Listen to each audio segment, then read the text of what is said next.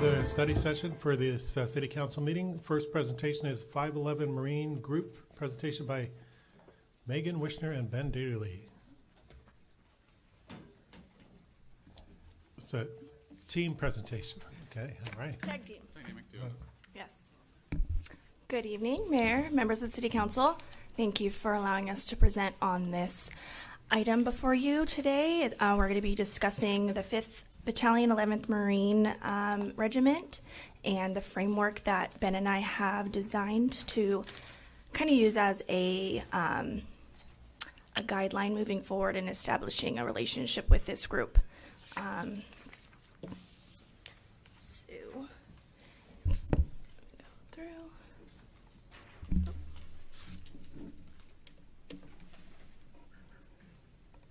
Okay. So here's the mission statement of the 5th Battalion 11th Marines, if you wish to read it. On May 25th, the City Council presented a proclamation to the 5th Battalion 11th Marine Regiment, officially adopting the 511 Marines. The 511 Marines are located in Camp Pendleton in San Diego County. And then tonight we're going to just go further into discussing the framework that we designed and to explore potential ideas and discussions with you guys on how to assist the Marine Group and establish a partnership that will mutually benefit both of us.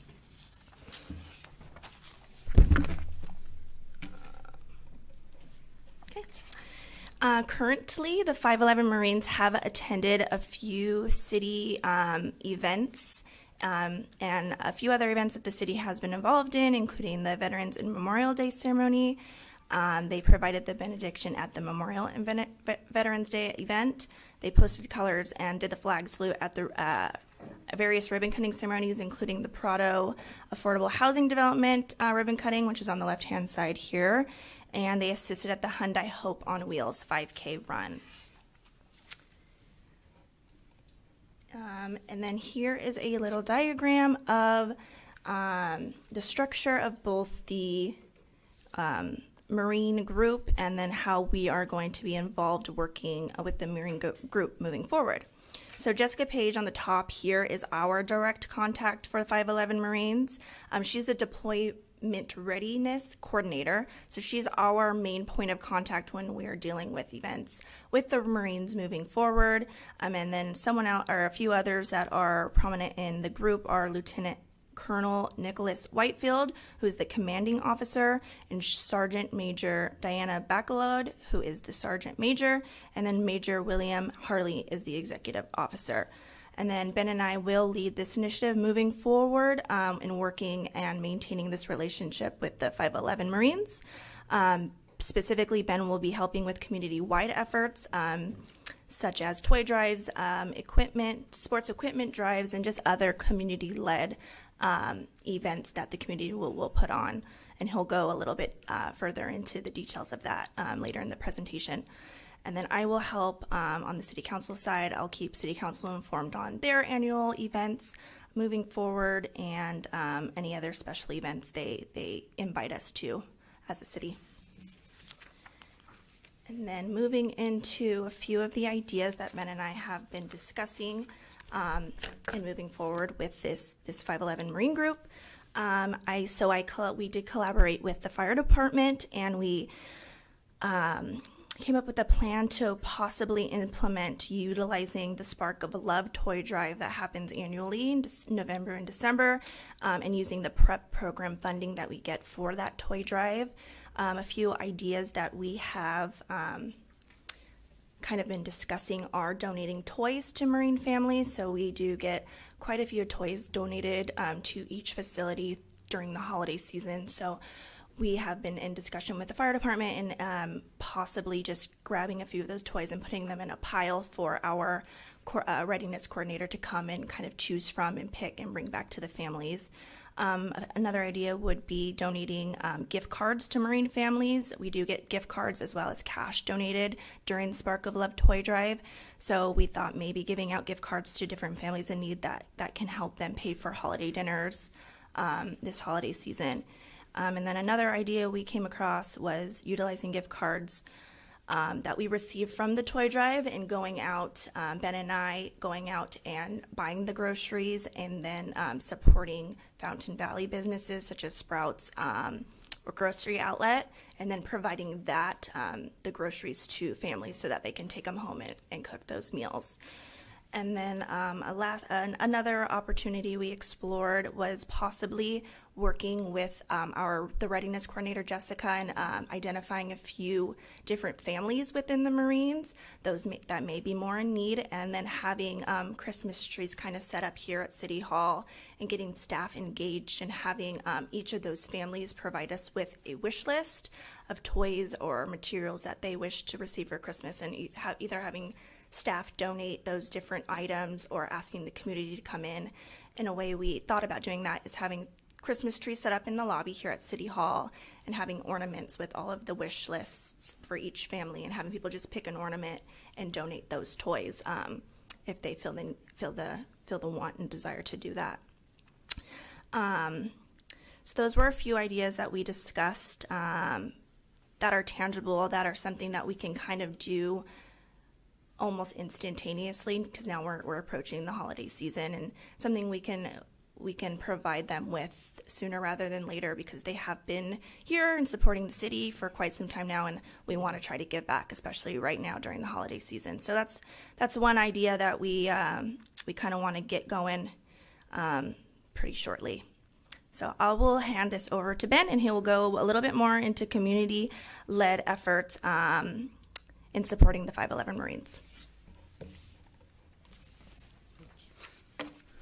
Thanks, Megan. So in addition to both the assistance of both Megan and myself, the Fountain Valley Community Foundation has agreed and approved a budget line item to provide financial, accounting, and administrative support for the 511 Marine Group.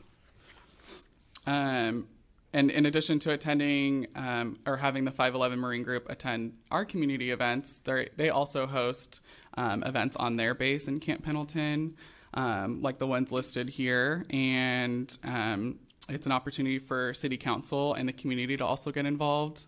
For example, their trunk or treat in October, they were looking for cars to come down to the base to decorate their trunk, so families on the Marine base could trick or treat while on the base. So it's a great way for the community and City Council to both get involved. Here's listed 2 cities in Orange County that have also adopted Marine groups in their cities. Aside from just attending each other's events, it's really the community-wide led efforts, like Megan was referring to previously, like the Spark of Love toy drive, that really strengthen the relationship between the Marine group and the city that's adopting them.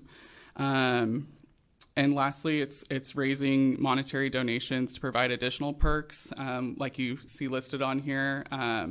They donated a dinner to Marines after a day of field training, so those additional perks that they get from being out in the field.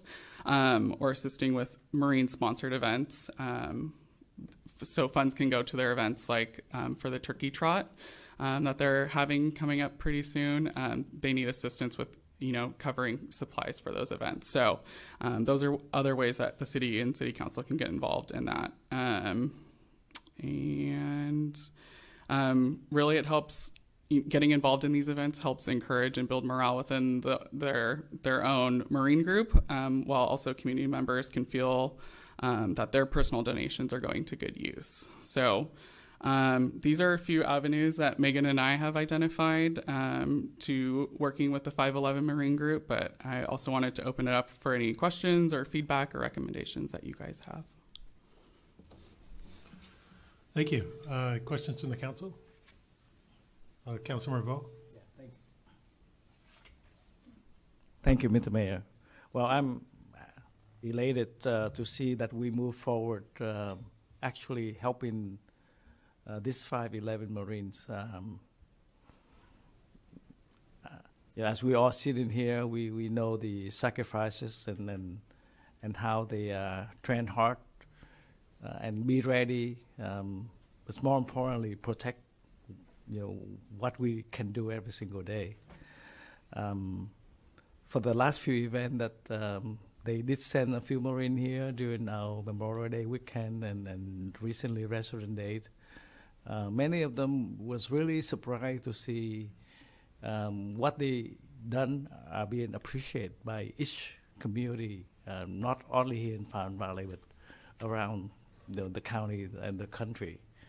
And I think this is a list that we can do, but more importantly, I can see we can carve out an action plan. We can move forward with specific things that we can help them, and I really like what we're seeing here tonight. Thank you. Thank you. Councilmember Grandis? Yeah, so good report. I'm really excited that we're getting behind this and getting this kicked off and not just saying we're doing it and actually doing something, so that's really good. But you mentioned the tree at City Hall. I would suggest that potentially we do it over at the rec center too and the senior center. I think people are happier when they go to those places than when they come here, so maybe they'll be more receptive to giving. And then I'd like to, the Community Foundation is the nonprofit arm of the city. I would really like to see them take a lead role in putting together a committee and getting volunteers and really taking the lead on this. You guys can support them, but I think that's something, I haven't talked to them about, so I'm sure they would be willing to. But I really think that's why the Community Foundation exists. So I'd really like to see them take the lead on it, put a committee together, get volunteers, and really take this to the next level. So, thank you. Thank you. Yes, Mayor Pro Tem Constantine? I agree with Councilmember Grandis. I agree with Councilmember Grandis, and great presentation. Thank you. Okay, I had a couple of questions. How many Marines or families are in the 511 battalion? So it varies. I mean, it comes in, we don't have a concrete number, but we can certainly get that to you. 100, 1,000? It's 900 member. 900? Yes. Okay, wow. That's yearly? Well, they have a 900 member, and if you count in their family, that's could be at Correct. least double. And they have the deployment all year round. So right now, there's about 150 to 200 that from 511 that base in Okinawa, and they rotate every 3 or 6 months. Okay. Well, maybe one thing that kind of makes me think of something else. Maybe we can get kind of a I don't want to call it a newsletter, but something once a quarter saying, hey, what's happening with the 511 Yeah, Marines? certainly. To sort of do that. And then the Community Foundation, don't they do a clothing drive for the Marines? And I remember Tracy Cameron was talking about that. I think you're thinking Rotary does the furniture and Rotary it's does. Rotary. Oh, okay. All right. But the Community Foundation could partner with Rotary for Correct. this, and just funnel everything through, Yeah. and partner with Kiwanis and all the other groups. Yeah, and they just approved that line item in their budget, so we're definitely going to start working with them a little bit closer now that we have the direction to kind of move forward with that with that framework we presented tonight. Yeah, that sounds good. Councilmember Bowie? Thank you, Mayor. Councilman Grandis is absolutely correct. Every year, the Fountain Valley Rotary Club organize what we call it a furniture drive for the soldiers that are currently stationed in Camp Pendletons, and everything that we are able to donate to them every year, it does help them tremendously. Just a quick questions on the Marine 511. Is any of them a resident of Fountain Valley at all? Do we know? Because there's 900 of them, so I thought it was quite a lot. So any of them, do we know? I don't think so, but I can definitely double check on that to see if there are any currently residing in Fountain Valley. But I don't think so. Okay, all right, thank you. So just be careful. Don't call them soldiers. They're Marines. Yeah, Marines. Well, when I say Camp Pendleton, there's more than this. It's a whole. It's Marine base. Yeah, Marine base. Yeah, all right. Thank you. Yeah, thank you, Mr. Way. I think last time Tracy Cameron from the Rotary Club came up and mentioned about the furniture drive for the Marines at Camp Pendleton. She basically tell us or explain to the resident that when a Marine was transferred to Camp Pendleton, they actually have a backpack on their back. They move into a barrack with no bed sheet, with no pillow, and they was given a living quarter with no cooking pantry or anything. So they have to start from scratch. And if we can raise that awareness to our residents, I think we can drive some donation, or we can contact Jennifer Pace and ask her what specific item that they need most need, the toy and other things that given to kids during the holidays is normal. We will know, but I didn't know that the Marine moved into a barrack with no pantry, Right. with no sleeping quarter. They actually don't have a pillow to sleep on. So those are things that new to me. Thank you.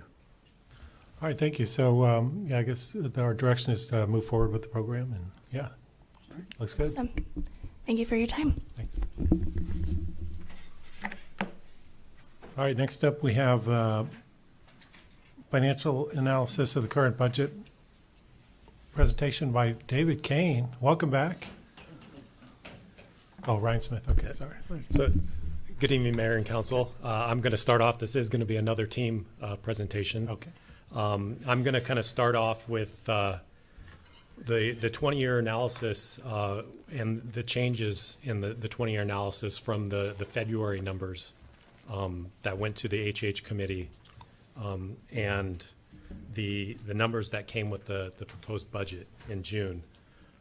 So those are the two forecasts that I'm going to first start with comparison, and then David's going to kind of get into the work that he did in analyzing the 20-year model that we have today and what that looks like going forward. So to begin, I started with the 20-year model that was presented in February to the HH committee, and I compared that to the most recent model that went with the 22-23 budget.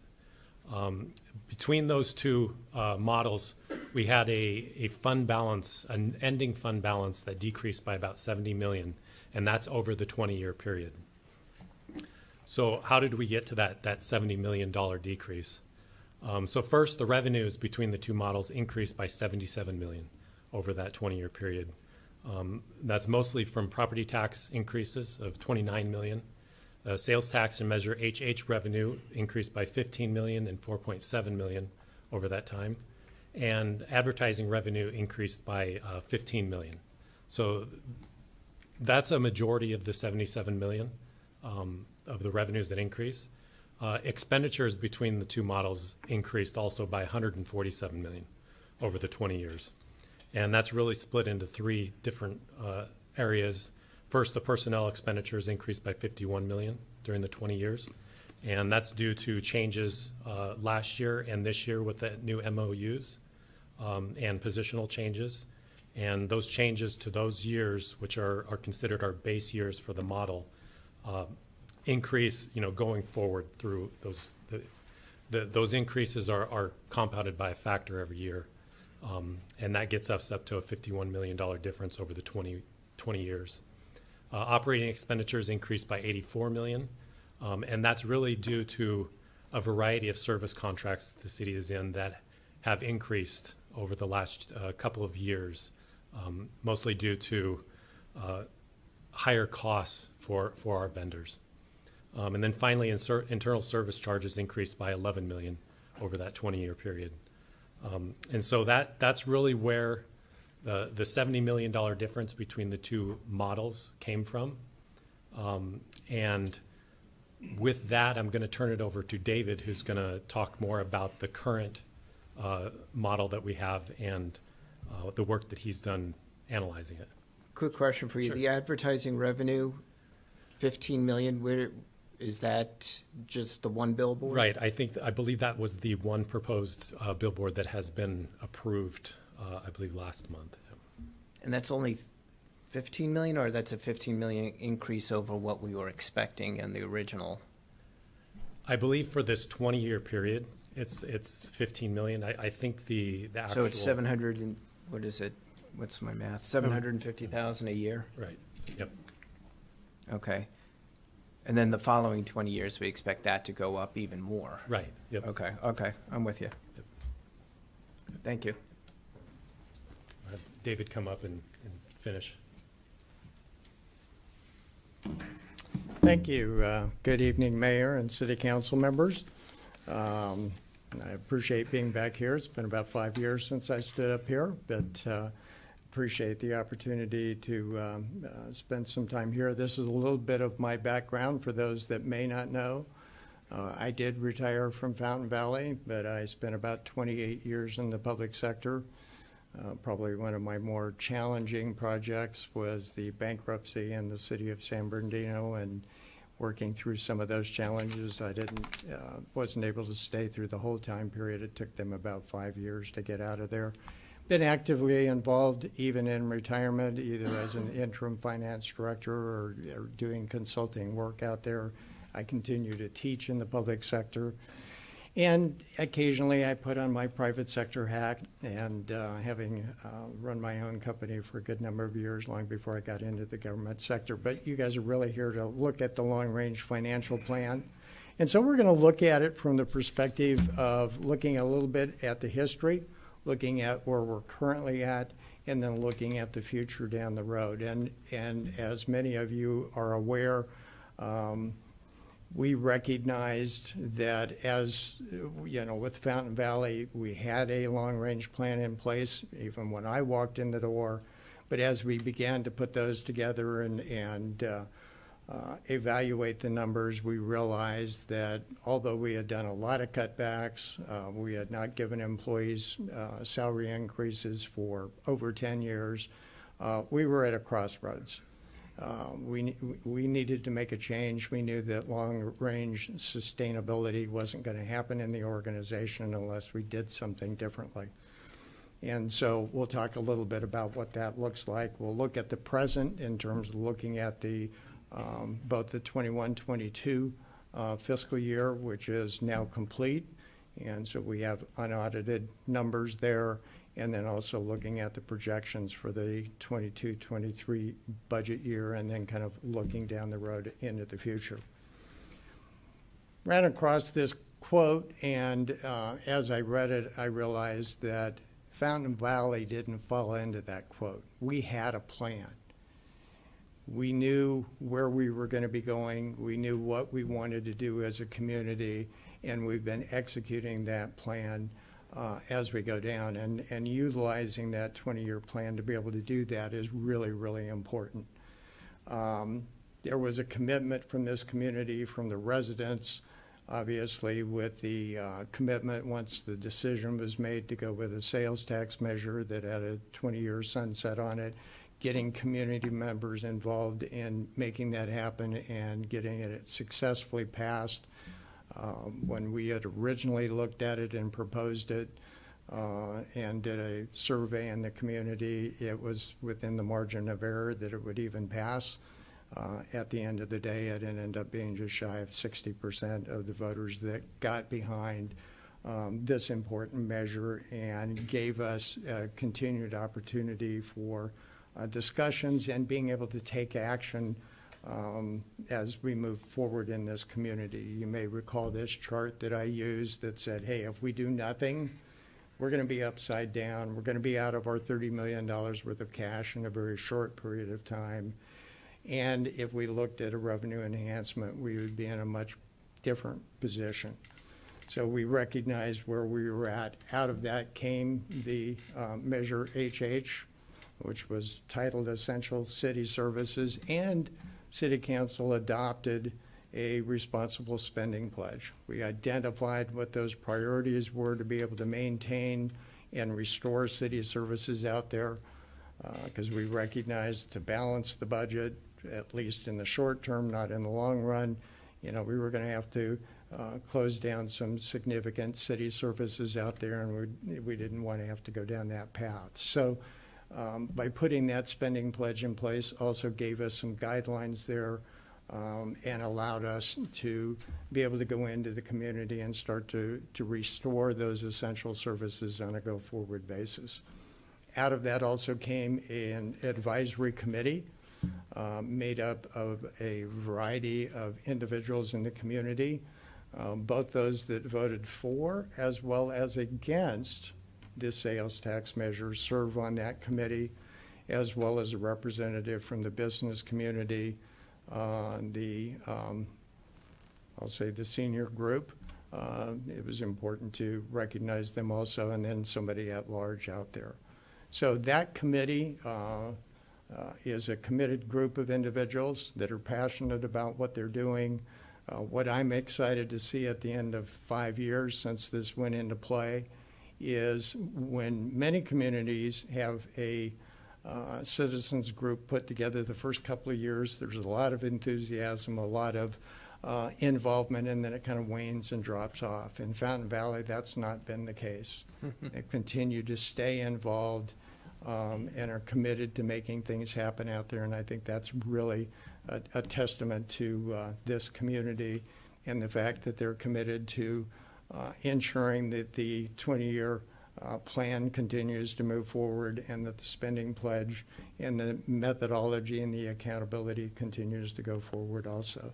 So as we look at the present and where we're currently at, again, knowing where we're at does make all the difference in the world in terms of understanding what's been happening. This community and the Measure HH committee have worked together to rebuild our reserves, to go in and allow city services to continue to go forward, and to carefully plan and look at the pay down of the pension obligation bonds, as well as the unfunded liability that we have with CalPERS on both our safety and our miscellaneous plans out there. As you guys are aware, you heard from Dan at the last city council meeting where he talked about PERS and where it's going. We have a mortgage payment with that unfunded liability. Unlike our typical mortgages that are the same dollar amount every month, our actuarial numbers go up before they go down. And so just recognize then that costs are going to go up over time.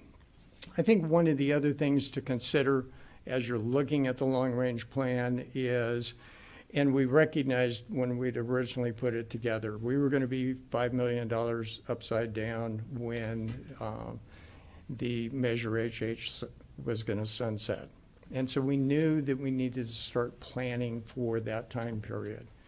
And what the plan really allows you to do when you may have negative numbers in those out years out there is being able to now address those, whether that's through economic development, whether it's through the implementation of the crossings project, whether it's infill projects, whether it's other revenue streams that we have the opportunity to take advantage of that are go forward revenue streams, knowing that our ultimate goal is to be in a solid financial position when the Measure HH sunsets. And again, acknowledging, as I've talked about, that pension costs are going to continue to go up over time. So this was another chart that we used at the time that we talked about Measure HH. At the time, we were spending about $6.2 million in our annual pension costs in the general fund, and we knew ultimately that that would go up to about $13.6 million. If you look at this chart and its upward thrust that it's going, and you look at 22, 23, we're about on par with actual costs as it relates to that chart. So part of our challenge that we look at in that 20-year plan, yes. And can you explain this cost again? Is the blue, is that what we thought the line was going to be, and the orange is what we're actually experiencing?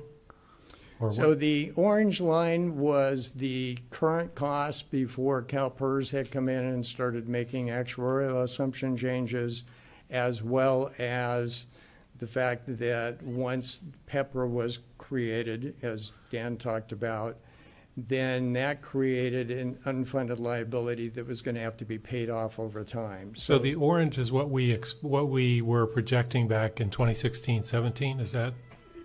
To the extent that it was our normal cost, we were just now beginning to see at that point in time our increase in the unfunded liability in our classic plans. So the blue line is we thought we were going to be at orange and we're actually at blue?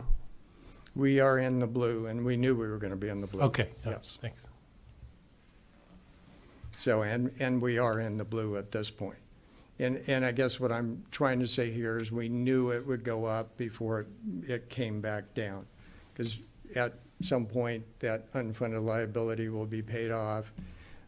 As Dan talked about on November 1st, we have a greater number of PEPRA employees. And so as those individuals come on board in the organization, we have a much lower cost related to those individuals. So the orange line is the normal cost, and the difference is the unfunded? Is the unfunded, as well as other CalPERS actuarial changes, because at the time they were assuming 7.5%, they've now dropped to 6.8. Anytime there's an assumption rate difference like that, the difference gets made up by the employer. Okay, all right, thanks. So just as a reminder to all of us, Measure HH was not a windfall of money out there. It was designated for very specific purposes. We also knew that we needed to plan in the long run what we were going to do once Measure HH went away. And so that 20-year plan really gives us the roadmap as it relates to that. So part of the challenge with forecasting, and I love this quote, is it's very difficult, especially when you're trying to forecast the future, and what does that look like? And how do we go about making our best estimates of what that's going to look like down the road? It's also a tool that a lot of agencies now are implementing. Back when I first got started in finance, we did maybe a 1-2 year budget. We might have gone out a year or two with expenditures. Nobody was really doing a 5, 10, 15, 20-year plan. I really learned to appreciate the 20-year plan, both being here, but also to get out of bankruptcy. The bottom line is you've got to have a 20-year plan in place for the bankruptcy judge to be able to approve. And so being able to run those numbers and have that information is really essential out there. It also allows us, as I've indicated, to address some of the challenges that may be out there later down the road. And it allows us different perspectives, different assumptions, depending on what assumption you're making. Do we put, recessions in there? What do those look like? We're, all experiencing the cost of inflation these days. And as I'll talk in a minute or two about 22, 23, that's hit a cost of a lot of our contracts out there and has increased city costs out there. It allows us to also make internal, external changes to processes out there to be able to adjust to that plan out there. What it's not is an unchangeable plan with a set of numbers that's set in stone or granite. One of the things that Ryan and I have talked about, and as he moves forward, is with a long-range plan and looking at a different version, what happened between version 1 and version 2. And so clearly identifying what those look like in the long run. So we were asked to look at the 21-22 estimated actuals, now that all the journal entries were put in place. Also to look at and validate the 22-23 budget. We've had the opportunity to meet with the Measure HH Committee on 2 different occasions, and then had some one-on-one discussions with them also, and then, of course, coming before this body to kind of give you a high-level overview in terms of where we're at. So part of the plan is identifying and being able to track and validate assumptions out there. We don't always know, from one individual to another why they may do certain things. I try to document as much as I can what my assumptions are and why they're there. When we look at sales tax, property tax, we have HDL, who is a consulting firm that has been providing this information to cities and counties here in California, as well as now across the United States. And they're very good at providing us with really solid, good data that we can use. And so we're updating that model on a regular basis because of that information that's going in there. Some of the challenges that we run into, not just in this organization, it seems to be across the board with government agencies out there, is the loss of key staff and staff turnover. As an example, I was supposed to do a short 6-month interim job in Claremont. It ended up being a year because we went through hundreds of applications, multiple interviews, to be able to ultimately find somebody that they wanted to be able to have work in the organization. They finally found somebody, but it took a lot longer to do that. So part of the challenges that we're dealing with is getting good people. The second thing is keeping good people. Staff's been also tasked with implementing a new finance system. For those that have never been through one, it's a challenge. I've been through a good number of them. I remember coming to Fountain Valley and going, hey, we're going to need to do an implementation. And I said, can you wait until I leave? And they did. So it takes a lot of work. It takes a lot of effort. So closing out the 21-22 fiscal year took a little bit more time because they were focusing on getting that implementation in place. But those numbers are now in. So as we look at 21-22, there was a mid-year revision of those numbers. And the bottom line is that when you look at revenues and expenditures, the city falls within a couple $100,000 on each. So within $300,000, I believe, on the revenue and about $200,000 on the expenditures. So when we look at about $77.1 million in revenue, $63.5 in expenditures, keep in mind that for 21-22, part of that revenue is one-time ARPA money of $7.9 million. One-time money, this body approved back in February, utilizing it for public safety related cost. And so that is as part of the cost side of the equation, but that's one-time revenue, recognizing that that revenue is not going to continue to go forward. When you look at taking that ARPA money out from a revenue perspective, then you end up with a surplus of about $5.7 million for the 21-22 fiscal year. Those are unaudited numbers. The auditor is working on the audit. That typically gets done in December. and brought back to this body the beginning of the year. Moving to and looking at the 22-23 budget document, what I looked at, and one of the things that we also did is we brought David Frone back to help to look at that model, because he was one of the architects of the original model when he and I worked together here. And so he went back and got a hold of the most recent MOUs, the salary schedules that had been adopted and approved by this body over the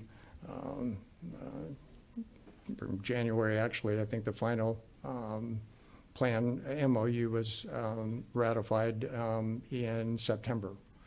So looked at those numbers and compared them to what was in there.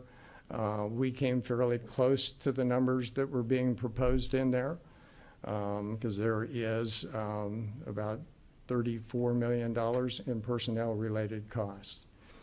When you look at the revenue side and compare it against the prior year, there's about $3.8 million in additional revenue for 22-23 over 21-22, excluding ARPA money.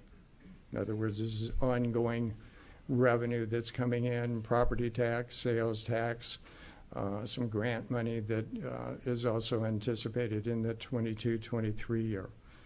On the expenditure side, and this goes back to what Ryan was talking about, is there's about $8.3 million in increased costs. So those include salary adjustments. They also include the class and comp study. They also include the special pay adjustments. They include a couple of new positions. They also include, because of some of that implementation, FSLA requirements come into play in terms of overtime, so there is an impact in that particular area. And so looking at those numbers, we were able to validate those. The internal service funds increased by about $1.9 million. The internal service funds, as you may recall, include IT and building and vehicles, those types of entities out there, and that was, again, an increase in cost of equipment, materials, supplies. When we looked at the operating cost, it also went up by about $1.9 million. About $400,000 of that is the homeless program that this community has engaged in. There are some other one-time projects that are included in there, as well as some significant cost increase due to inflation-related costs. And then CalPERS, both the unfunded liability and the normal cost. And again, this ties back to salary adjustments, is about a $1.1 million increase in costs. So I am aware that when those were initially talked about, staff did meet with council on a one-on-one basis to go over those numbers. We have validated those numbers. And as Ryan talked about, once you plug those numbers in there, then as you compound those out all 20 years, it has a significant impact on what those future numbers end up looking like. We also looked at some of the assumptions as it related to some of the revenue streams out there, and I know that in the out years there was a desire to try and reflect historically what has happened on property tax. I don't know that that necessarily will hold true on a go-forward basis. I've had conversations with HDL about those numbers specifically, and one of the things that this body needs to keep in mind is that 4% growth that was there historically. It goes back to Proposition 13 and its implementation. So between then and now, about 80 to 82% of your properties have changed over from Prop 13 to, have resold. You've still got about 18% of your residential homes that are still pre-Prop 13. So keep in mind, those are the only ones that are going to change over in terms of an increase in value, because when they change over, they go to it's Prop 13 resets it at the market value. The second thing is that on existing property, you can only go up to a maximum of 2% a year. So even though CPI may be 8.1, property tax is going to be capped at that 2%. 2 years ago, it was 1.3. We're assuming that, you've got a 2% growth in there. So we'll typically put a 2% growth in there with a little bit of a factor as it relates to property turnover. But those out years will tend to be a little optimistic. You want to look at those and continue to have discussions as it relates to that. So as we look at moving forward and looking at the future and where we're heading, and recognizing that our ultimate goal is to have an organization that is financially stable even when Measure HH goes away, we're recommending a couple of things. One is that there be a joint workshop between this body and the Measure HH committee after the beginning of the year, when the new council member has been seated, when this body has chosen the rotation of members for that committee, so that there can be a dialogue and a discussion. Being able to look at and have this group understand what's the methodology that they have been using historically. And in our discussion in our meeting that we had this last week, they liked the methodology. They would like to continue to use it going forward. I think there are some refinements that we have discussed, and Ryan has presented to them some ideas to make that even better. But being able to have that discussion, and then also understanding the impact of policy decisions that are made by this body and how that impacts that plan on a regular, ongoing basis. I would also encourage, anytime you get new members or you have a new council member, is again re-meeting again, because one of the things that I think many of you may have experienced is government accounting. And so trying to get up to speed on what that is. So when I originally put a binder together for the Measure HH committee, I put some basic information in there to get the committee members to understand that we operate under many different buckets of money. And we have some that are restricted, some that are not restricted. And how does that all work at the end of the day? What's discretionary and what's not, so on and so forth. So being able to have that understanding in terms of knowing and simplifying the financial picture at the end of the day. The other thing is that we recognize that currently right now, any overage of Measure HH money goes into a reserve account. So when Jason was here, this body again adopted a formal policy as it relates to the OPEB trust, the pension reserves, the emergency reserves, something called capital reserves. And so what's been happening historically is with any excess HH money over and above what was required to cover the deficit is being dumped into that larger bucket called capital reserves. So there's really a desire and a need to break that out as a separate line so that it's clearly identified. This is your capital projects. This is what we're doing. Here's the list of the projects. And oh, by the way, Measure HH is going to cover these specific ones. And then the other monies are clearly identified to be able to have a discussion both with the committee and them coming back to this body with recommendations, and also discussions with the community out there. But there also needs to be some of that money reserved, because I showed you earlier, our costs are going to go up before they begin to come back down. So you want to have some of that cash sitting there to be able to cover that. And then one of the things that happens with the plan for Measure HH is when the budget's adopted, we update it with the budgeted numbers. That's a projection, just like a 20-year plan is a projection. The most important meeting that Measure HH has is once we have the audited financial information, we then go back and revisit that sheet. And we make modifications and adjustments to it based on what actually happened. So that still needs to happen for the 21-22 budget year. Now that we have the unaudited numbers, we'll wait for the audit.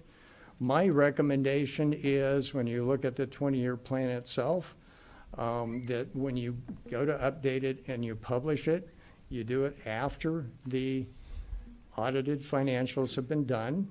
And I recommend in February, you need to give staff a little bit of time to finish the audit and then be able to move into updating that plan. And then the second time is after the budget has been adopted. So sometime in August, updating at that point, and then being able to track what happens between those two specific points.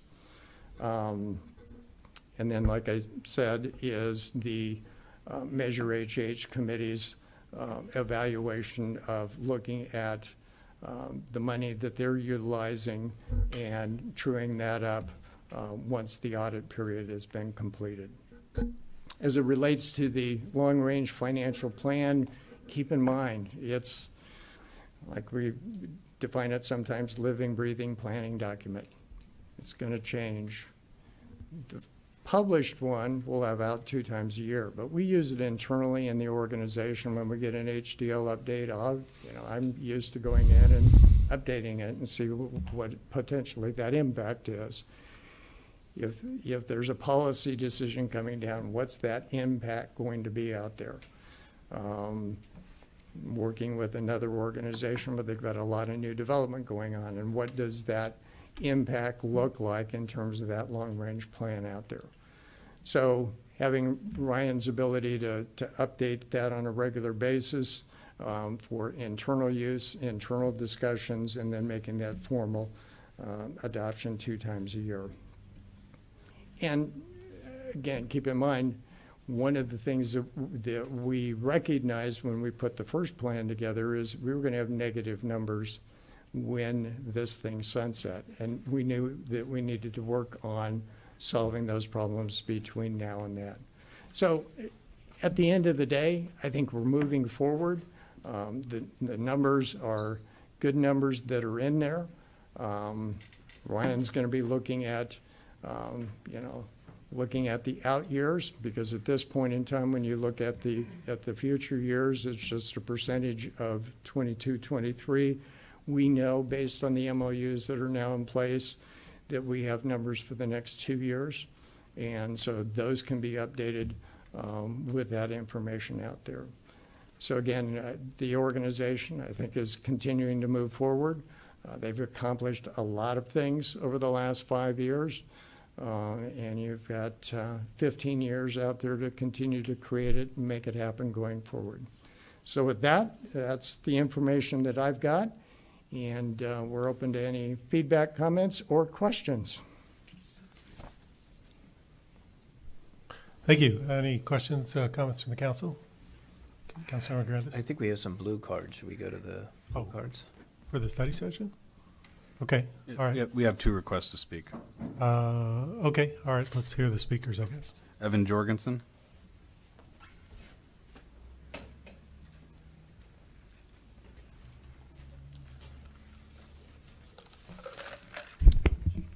Hello, my name's Evan Jorgensen. I was on the Measure HH committee in the calendar years 2019, 20, and 21. When we were on that committee, we were being told everything was going smoothly. Yes, we started out with a negative budget or balance in 2037 when HH was supposed to sunset. But by 2020, 2021, it was positive. Okay? And now we're going to be down $70 million. I don't think it could be attributed to one thing or another, but you know, we asked whether the payroll had significant increases in it. We were told yes. Whether the operating expenses had cost of living increases, we were told yes. You know, Mr. Kane was saying that Prop 13 is only going to, when somebody sells a house that was bought before Prop 13, that's the only time you're going to increase property sales tax. That's not true. Anytime you bought a house that is now less than market value, when you sell that house, you're going to get an increase in property tax. It gets readjusted. It's not forced onto that 2% per year. And that's, you know, you probably 50% or more of your sales are going to increase the assessed valuation of your house, if not more. When David Kane was talking about, he quoted Niels Bohr on forecasting. Niels Bohr was forecasting the location of an electron on the atomic level. This is difficult to see, and it moves extremely, extremely fast. Forecasting on the city level shouldn't be that difficult. You have 65 years of history here. You know, you shouldn't have to change this much in 1 year. And again, on what I'm looking at, the responsible spending pledge, it says we were supposed to pay down liabilities, pay down the funded, and pay down other debts, then to rebuild the accounts. Okay, you continue to put the money in the capital reserves accounts, and I've heard talk in other study sessions of a $90 million rebuild of City Hall. I've heard in council meetings where people on the council are suggesting that we fund a building project reserve account. No, this should be going towards the paying down the debt or going into reserve accounts to pay down the debt. Okay. Thank you. Matt Taylor.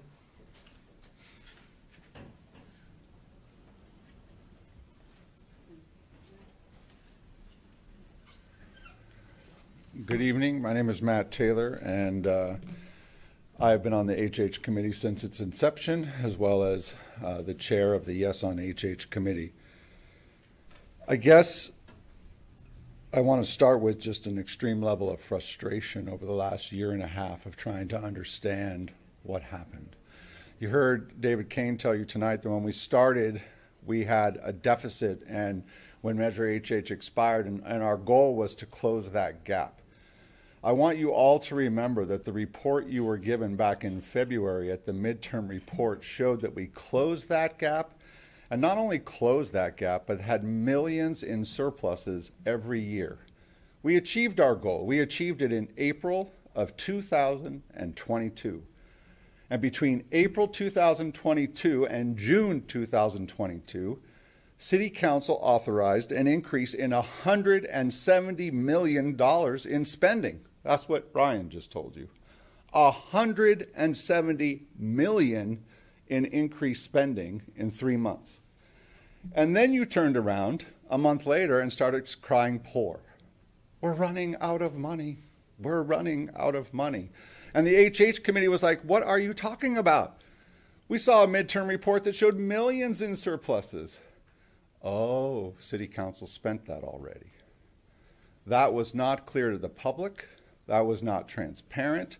And now to hear us all claim that we need money falls on deaf ears because you misspent the money we had already raised for you.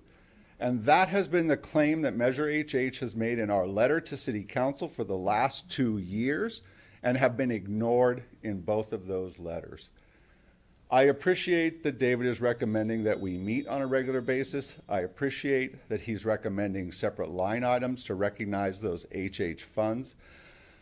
But I want to tell you, just because I'm the guy that I feel like was in many of these homes when we were trying to get HH passed, I do honestly feel like you've made me a liar.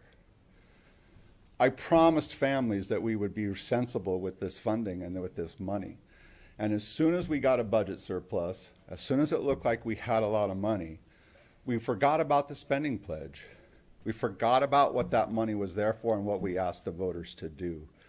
And I stood in their homes and told them we wouldn't do that. And I don't feel like we've been honored to that promise. And I haven't been able to enact that as being part of this committee.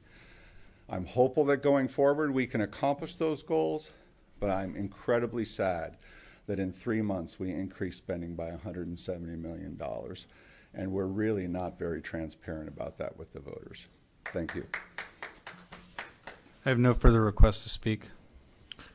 Thanks. Any questions from the council? Councilmember Bowie? Yes, Mr. Mayor. Can I respond to those comments because it's a public hearing, right? Sure. I can comment on that, right? Yeah. Well, first of all, Mr. Matt Teller, thank you for expressing your concern, your frustration. It is noted, and if I was in your shoe, I'd give you my time volunteering for a good cause, and it's not going the way that you want it to be, and others members, I will feel frustrated, probably myself included. To ask some of the questions you asked earlier, that the report that was presented to your folks as well to us in February, I think that it's not also fair and right for us to respond to that, because the person that we rely on the information back then, it was the former finance director and former CM. Those are the numbers that was given to us as well. So some of the employees that's been here for a long period of time that did not get their raise, we made some of the decisions based on the report that we were given at that time. So me personally, I can't answer to those questions. Why is it that the report is not being transparent? Why is it after the new CM that's coming on board, those numbers start to surface that it's incorrect? I can't answer those questions. Those questions will be the former finance director and the CM. And if this body, council, and the public wish to call them on this podium and ask them those questions, I think we can do so. And ask them those questions, why are those numbers are different from what we see now when we got a new CM on the board. That would be more appropriate than us trying to explain to you, because we only make policies based on what was given to us. That's all. And that is why, since that incident, I made a request that we should form an ad hoc committee to oversee the finance department. And I'm so gracious that Mayor Pro Tem Kim Constantine and Council Member Glenn Grannis is willing to step up and be part of that committee to oversee the spending. So I appreciate your concern and those questions. Like I said, they're legitimate questions. And also, is it David King or Evans? Mr. Evans, thank you for your comment as well. That's all. Thank you. Thank you. I have some questions for David and Ryan.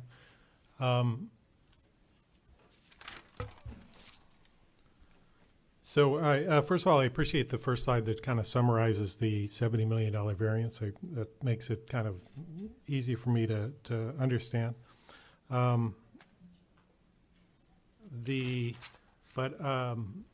Based on, kind of following up what Evan and Matt said, are we able to, I guess my question is, was the original forecast, were there errors in the original forecast that causing a variance now? Or, how much of it is the other forecast was bad, and how much of it is we made decisions to spend more money than we had in the forecast? And do you understand what I'm saying? So was there, because we were surprised when the numbers came out as well, because we were, like Councilmember Bowie said, we made a decision. The forecasts that we were given, factoring in the salary changes, still showed a a positive variance, and then we get the next report and it's changed a lot. So are you able to identify any kind of just maybe we just left out a percentage in the original was there any errors in the original forecast that you're able to identify, and can you sort of quantify how much of the change was due to decisions that we made? Does that make sense? Yeah, I mean, we didn't see any errors. I haven't seen any major errors that happened. A lot of the change is from changing those baseline years and then hitting it with factors for the next 20 years can make big differences. The analogy I make is if you make a $5 million change now and just add that $5 million over 20 years, that becomes $100 million. Okay. So it's a bunch of small changes that will happen now that will lead to a large impact over time. So I don't think there was any errors in the numbers that I've seen. Okay, but apparently the decisions we made had a larger impact than we were led to believe with the original forecast. Again, neither one of us were here to be able to say, but yes, the changes that have been made do have the long-term impacts on the budget. Okay, all right. And I guess I would go back to the 21-22 where they made estimated revisions, and when you look at the final numbers, they're pretty close. So that original model had a lot of those budgeted numbers that got revised mid-year, but again, those were accurate numbers at the time. Okay, Councilmember Vo. Yeah, thank you, Mr. Mayor. Mr. David, are you aware of the CalPERS interest rate that was kind of credit to the city and the change in number in CalPERS number? I'm sorry, the CalPERS interest rate that factor into our unfunded pension liability. What, going down to 6.8, you mean? Correct. So many of our number is based on 6.8 interest rate that CalPERS earned. And for the past year, that number went negative 6.5 or 6.8. 6.1. Yeah, and that goes back to Dan's example that he gave you on November 1st, where he talked about when CalPERS 2 years ago, was at a positive, 21.3, and then you go to a negative 6.1. And so he showed that difference, and that's part of the challenge that Ryan and I deal with, and he will continue to deal with in his career, is we're always trying to figure out what's CalPERS' next move. So part of the dropping to 6.8 is an outcome of a positive year of the 21.3%. And when that happens, they drop by 20 basis points automatically. And then you have the 6.1 loss. Now they amortize it over time, but you still see it in those unfunded liability numbers that you referred to going, it's this amount, now it's this amount, and now it's this amount. So we're looking at each year's actuarial report, and keep in mind that the reports that we get are 2 years behind. So by the time we get caught up with what's currently happening out there, CalPERS is making other changes to their assumptions. Right. So what was reported to us in November, and because of the interest change in 1 year, it went from positive to negative. Our unfunded pension liability went up from $50 million to $70 million. But $85 million. Okay, so the stock market since the beginning of the year, it has dropped down, but for the past 10 days, it's go up 10%. Mm-hmm. And many experts would believe that by the end of the year, it will go back to the level it was from the beginning of the year. And then we could get into the bear market for the next 5-10 years. So which means the interest rate will be more favorable to us. And those are the number that everyone have to work with. The city council have to work with, and expert and the finance department have to work with. But we are dealing with a moving target. And But wait a sec. That's all liability numbers. Those are all pension liability numbers. Yeah. That is not what we're talking about, which is the income and expense items. Mhm. That's separate from it. Yeah. So that's an additional burden that we have. But the 170 million and the 70 million, that is all income and expense items separate from the liability. So that's compounding the issue even more. You mind if I ask some questions? I'm sorry. Go ahead, please. I'm sorry, I didn't mean to interrupt you. So I want to pull my hair out up here, but a couple of things. So first off, you said it's okay to have negative numbers at the end.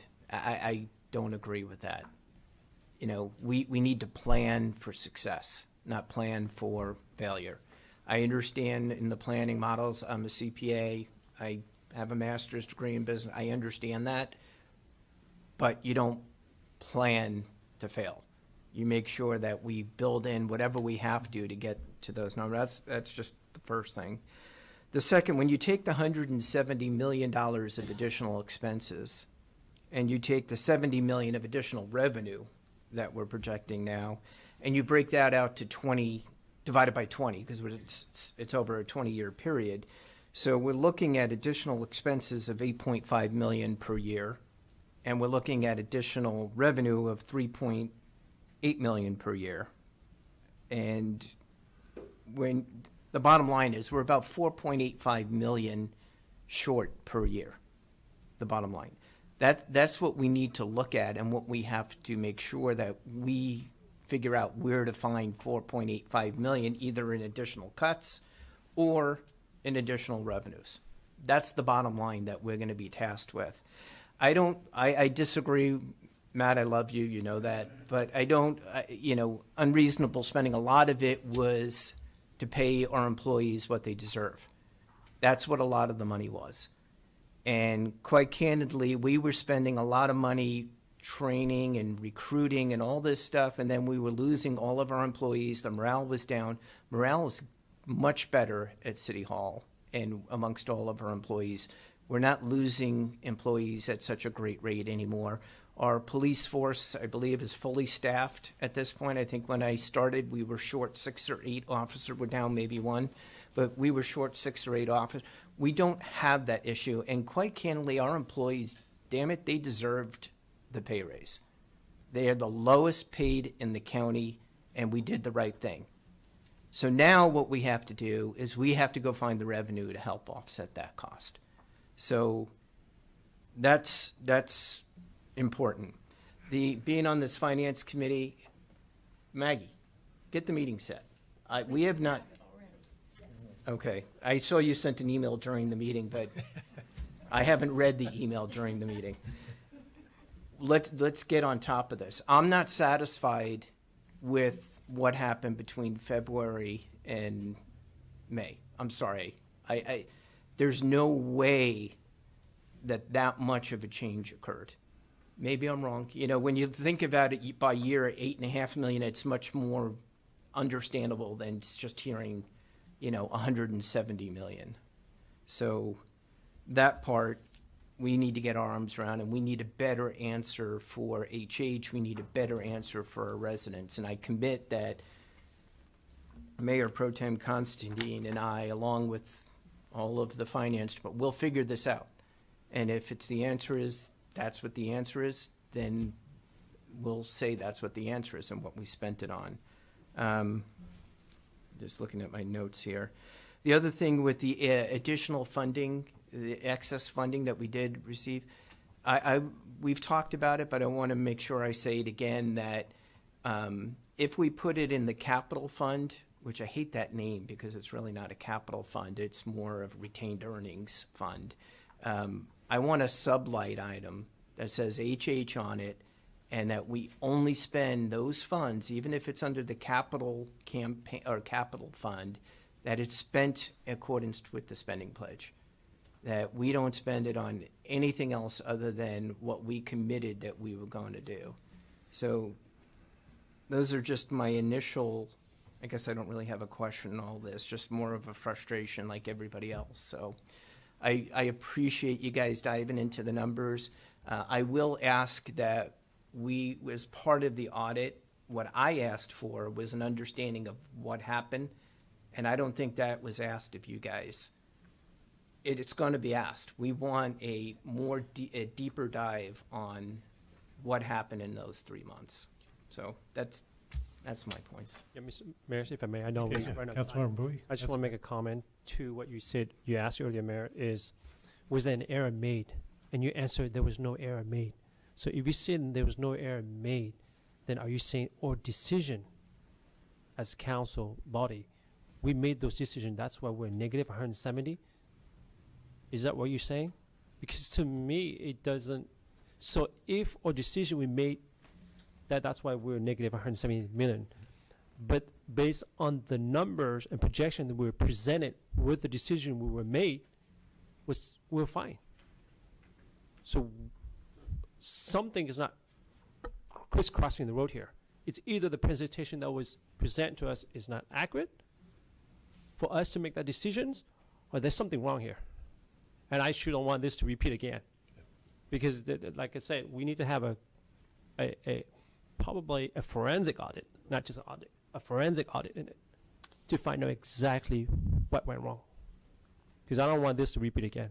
I don't want any of this council to want this to repeat, because then we have a hard time to explain to the public what happened. Thank you.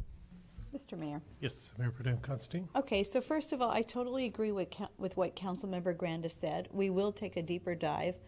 It was my understanding the budgeted numbers for operating expenses were low and inaccurate for the last two budgets. It's a combination, Councilmember Bowie, also because of the rate increases were done, correct me if I'm wrong, on a percentage basis instead of a flat rate. That had a lot to do with part of this. Is that correct? That's what I can provide a little bit clarification on that. So in our MOU for specialty pay, we had a flat rate, which is manageable. In the last negotiation, we revert back from a flat control rate to a percentage of 5% for specialty pay. So any changes in staff salary, that specialty pay 5% increases as the salary base increases as well. So, yes. Okay, so my question is, why are they not aware of this? I mean, are you guys hearing this for the first time? I'm not trying to place blame. I'm trying to help everybody understand what's going on here. Those numbers are included in the 8.3 million. That line item alone is $800,000. Because as Councilmember Grandis did say, we need to really focus on February to May. That's where this went awry. And so we are committed to get to the bottom of this. Thank you. All right, thank you. So, well, I know we're over time, but this is a really important issue, so I want to take what the time that we need. I think that I appreciate Matt and Evan here and hearing your comments, and I understand your comments and your frustration, and we want to sort of get back on track with the oversight committee and the 20-year plan. I think the joint city council HH workshop is a great idea, as well as, and so maybe we can schedule it after the beginning of the year. Yes. And then are you guys planning on any additional work with regard to this time, or this is it? Well, we are planning another HH meeting in December. Okay. I'm going to go into a little deeper dive in the numbers with them as well. And then as far as the 20-year plan, that's going to be ongoing forever. So that we will continue to be updating that and presenting that to council and the HH committee. So I guess the target would be February recommendation for the next official publishing? Yeah, I think of so, the because 20-year? that'll be after we have our official audited numbers. Okay. So we want to get those plugged into the model and then kind of take it from there, knowing that those are good, solid numbers, and then meeting after that with both groups. Okay. Well, I appreciate, David, I appreciate kind of the recap of the sort of reminding us what HH is all about and the responsible spending pledge. And that was really, it's always good to remind the residents of why we did this in the first place. And so I appreciate that, and thank you for the presentation. Yep, Mayor Pro Tem So Constantine. I have one more thing. David, when you were mentioning in taking a deeper dive into what you've done, you mentioned figures, I want to say between 100,000 and 300,000. You're kind of not able to fully match up and get the answers. My question is, do we have a substantial backup, I guess, not just numbers in the computer, but what, seriously speaking, what explanations there are for certain things? And if we don't, we need to, and I keep saying this. We can't just have numbers in the computer and people don't know what these numbers are for. There has to be some kind of backup or more information on it. Do we not agree on this? So the numbers that I was referring to in the 21-22 budget year are actual numbers that are posted into the system as the revenue comes in, as the checks are written, as the invoices are processed and paid. What I was comparing in the 200,000 to 300,000 is the difference between the budgeted amount and the actual amount. So we're within 300,000 on the revenue and the expenditures compared to the budget number that was provided. All of that detail is in the finance system. So one of my initial tasks was to say, hey, pull up the data out of the financial system. Let's look at the trial balance. Let's look at the revenues and the expenditures by account number, because you have them down to account number. You can see exactly what went where and how it was accounted for. So all of those numbers are in there and a part of that accounting system. So the detail is good then? Absolutely. Perfect, thank you. Mr. Mayor, just one last comment. So I feel for you two just a little bit here, because neither one of you were here. The city manager's no longer here. The finance director's no longer here. And, you know, we're frustrated because, you know, we were assuming one thing. We made decisions based on that, and the outcome was not what we expected. So appreciate all the efforts you put in. Sorry you're taking all the heat. It's not you guys, but we do appreciate you. Thank you. And City Manager, Maggie, do you want to make a comment?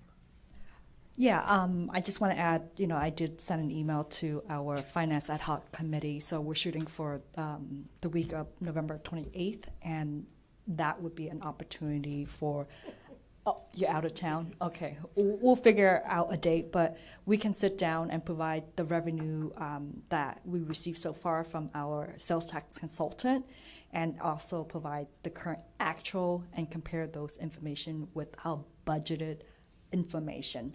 I want to provide some clarification on budgeted information.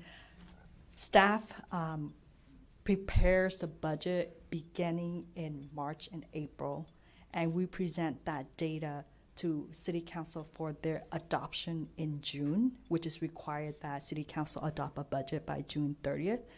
And then that is the adopted budget that we projected, but throughout the year, there's adjustment that occur over that period due to gas increases, one of the items that we are presented before City Council for your consideration and adjustment. So those number changes, and then when we get the actual, that's why there's a $200,000 difference, which is not a big number in comparison.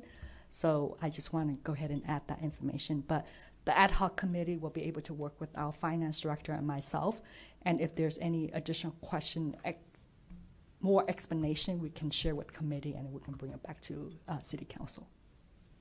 Okay, all right, thank you. All right, let's take about a 5-minute break and we'll come back and start the regular meeting. Thanks.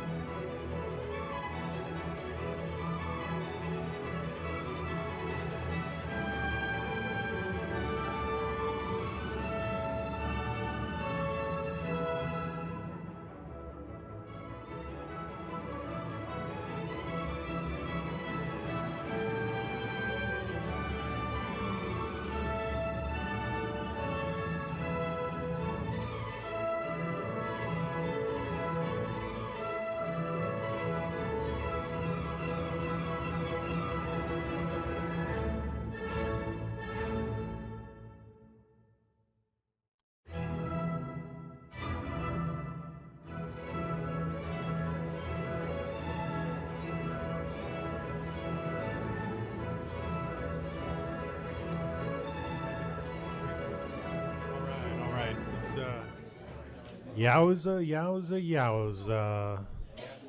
It's time to start the meeting. Okay. All right, I'll call to order the open session of the City Council meeting. Invocation by me and salute to the flag by Councilmember Vo. Please rise.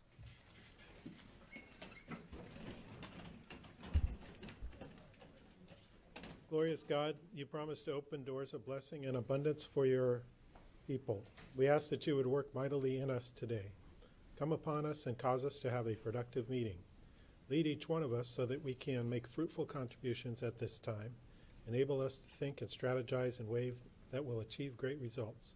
Purify our thoughts and motives so that each one of us will enter this meeting desiring the good of others and the pleasure of your name. Amen. Oh, as we come together tonight for the salute to the flag, this past week was the Veteran Days. Our community and the community around the country come together to appreciate all the veterans that have served and sacrifices for our liberty and freedom. Please join me tonight for the flag salute. Say aye. Pledge allegiance to the flag of the United States of America and to the republic for which it stands, one nation, under God, indivisible, with liberty and justice for all.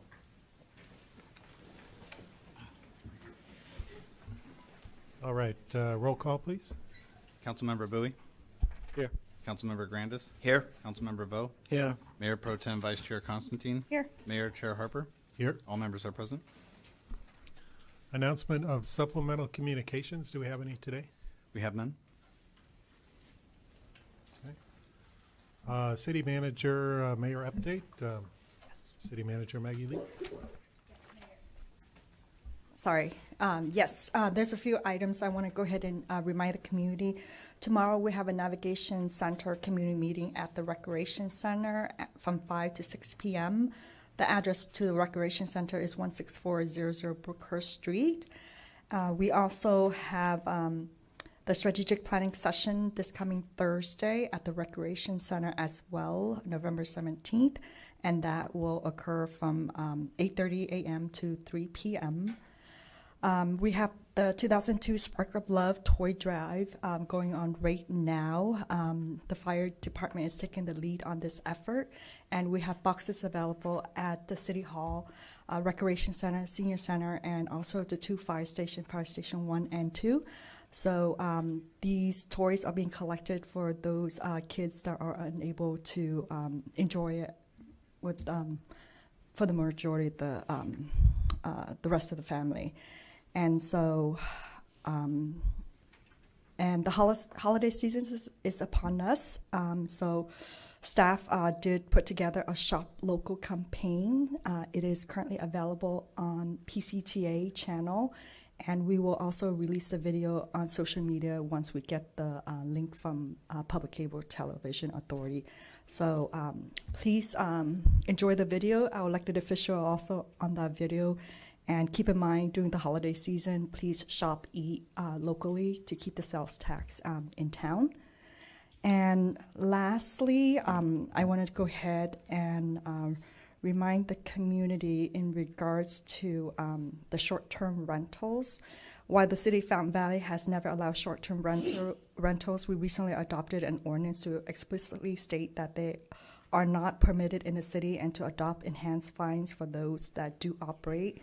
That new ordinance takes effect on November 18, and we will begin enforcement and fines shortly thereafter. That would conclude my comment. Thank you. Well, I think I wanted to take some time today. I know we'll hear more at the next meeting, but Councilmember Michael Vo, this will be his last full meeting with us, and just want to say it's been an honor to watch you and work with you over these last 12 years, and you will be missed on the council and by the city. So, but congratulations on your return to civilian life. Yeah.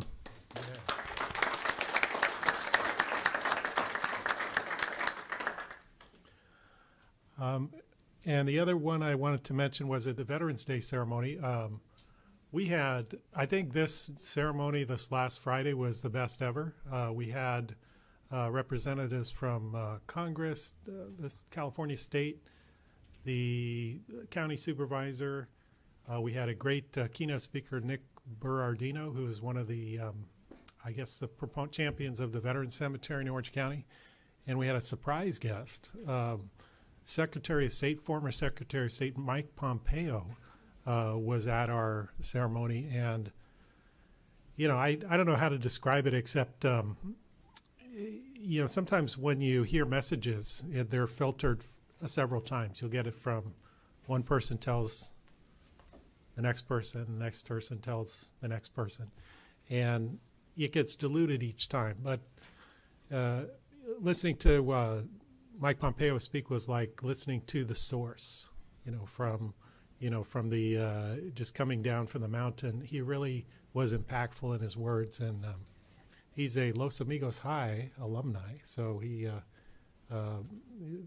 has roots in Fountain Valley. But anyway, we were really honored by his presence, and no pressure, Mayor Pro Tem Kent Constantine. But who are you getting for next Veterans Day? No pressure. Okay, no, I'm just kidding. But it was a great event. So thanks everybody involved for organizing it. And I know Chief Shepard had some last minute security concerns to do, but it went off without an incident. All right. Okay, let's get to the meeting. Here we go. We've got public comments on unscheduled matters. Do we have any blue cards? We have 3 requests to speak. Okay. First up is Katie Wright.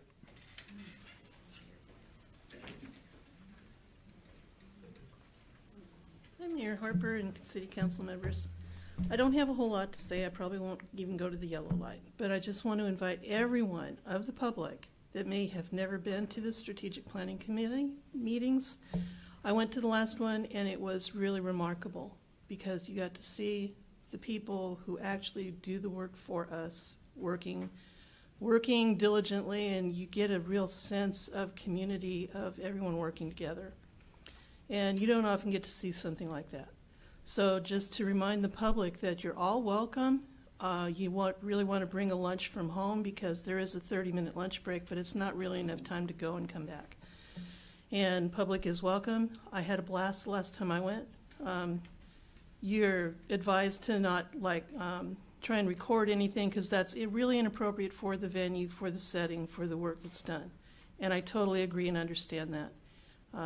So I will maintain confidentiality of what was said, but I will tell you the public gets to be there. It's phenomenal, and I think everyone should try it. So please, if you can make it Thursday, please come Thursday. I'll be there. I look forward to seeing lots of other folks. Thank you. Thank you. Evan Jorgensen.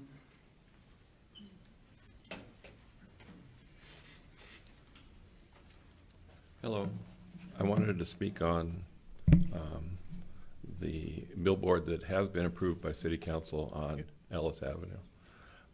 I believe that we should be putting that on hold due to the fact that you do not know whether you have the money and don't need the revenue, or you really need the revenue, from our discussion in the study session. The other reason is you still need to change the code. The code is written in a permissive manner. We've talked about this with the SDR situation. There is nothing in Chapter 25 on public property that says you could put in a commercial off-site billboard. Okay?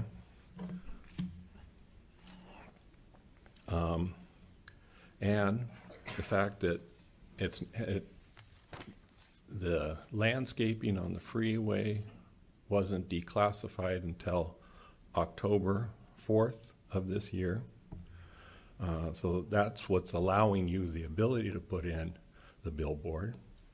But Caltrans has a study session for 60 days. So if you feel like you do not want this billboard, you could email ODA, that's Outdoor Advertising, at DOT, Department of Transportation,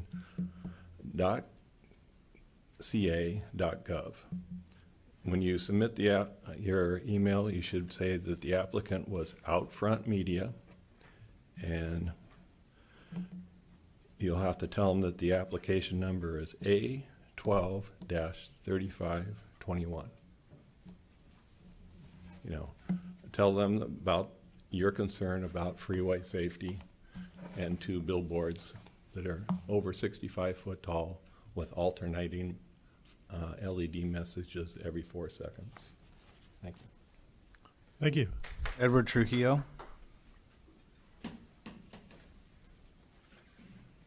Thanks for taking me. I don't have any notes or anything.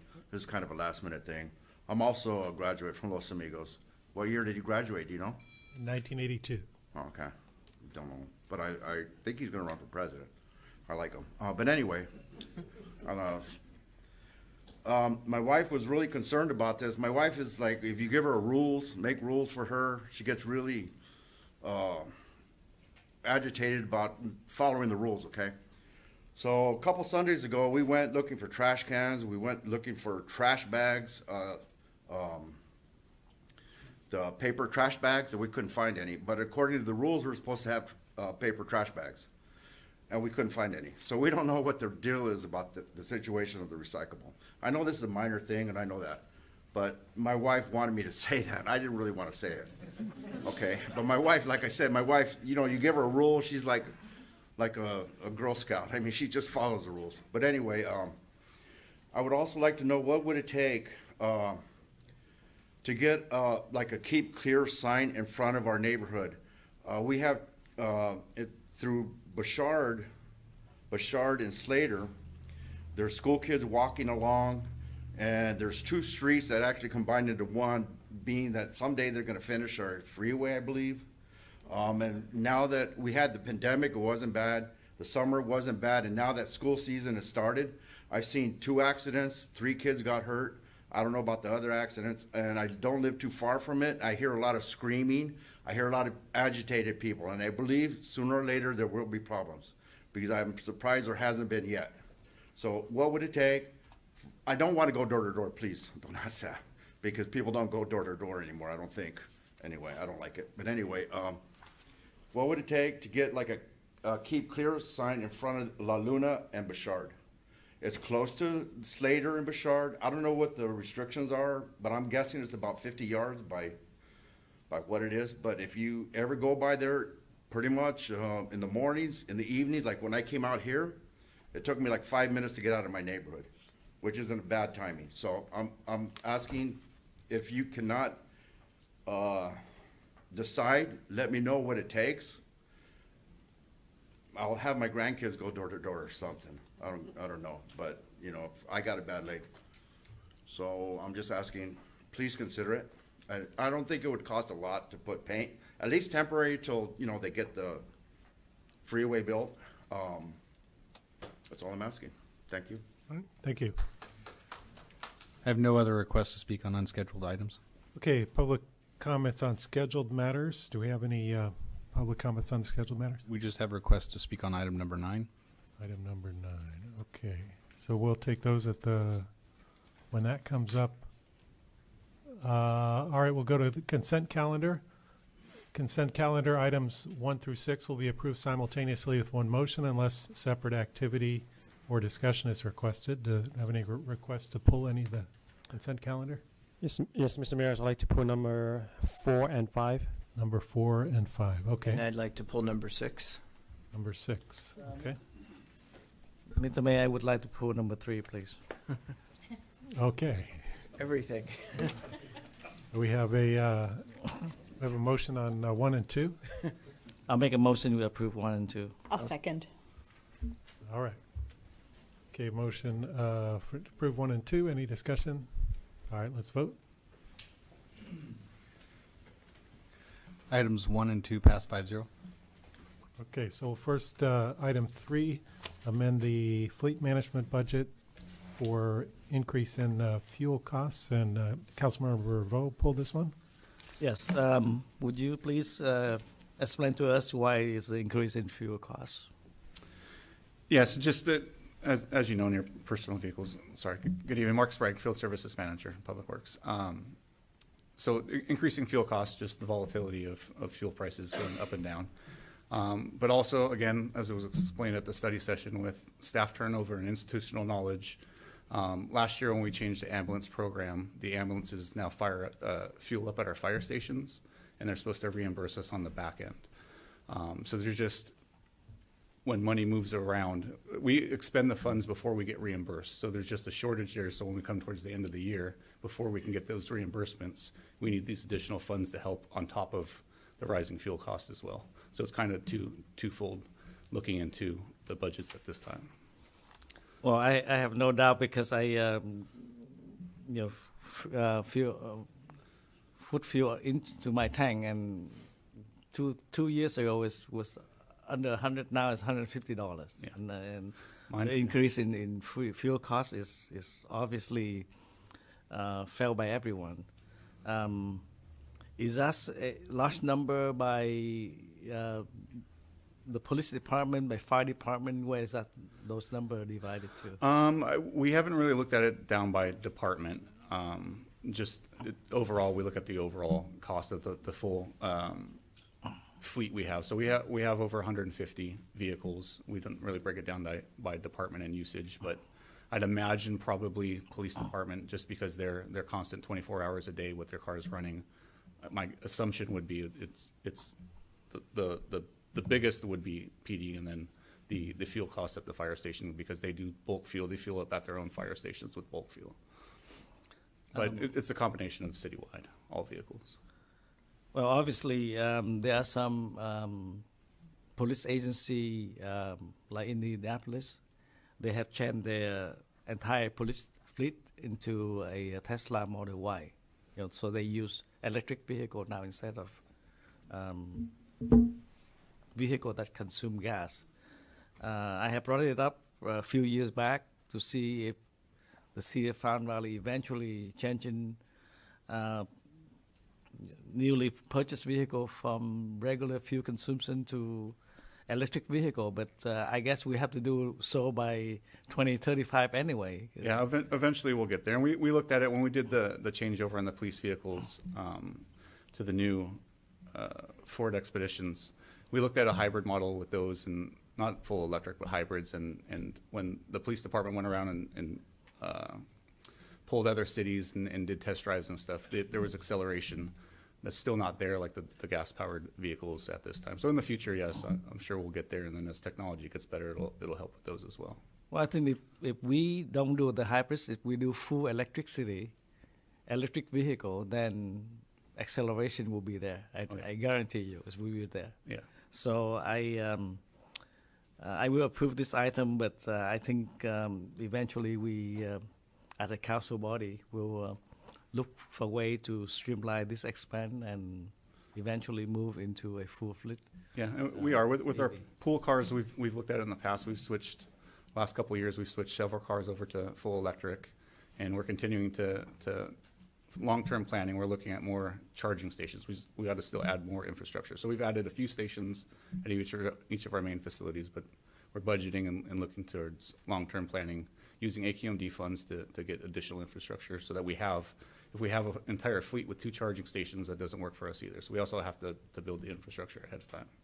Oh, definitely. Thank you. You're welcome. So, Yes, Councilor Grandis.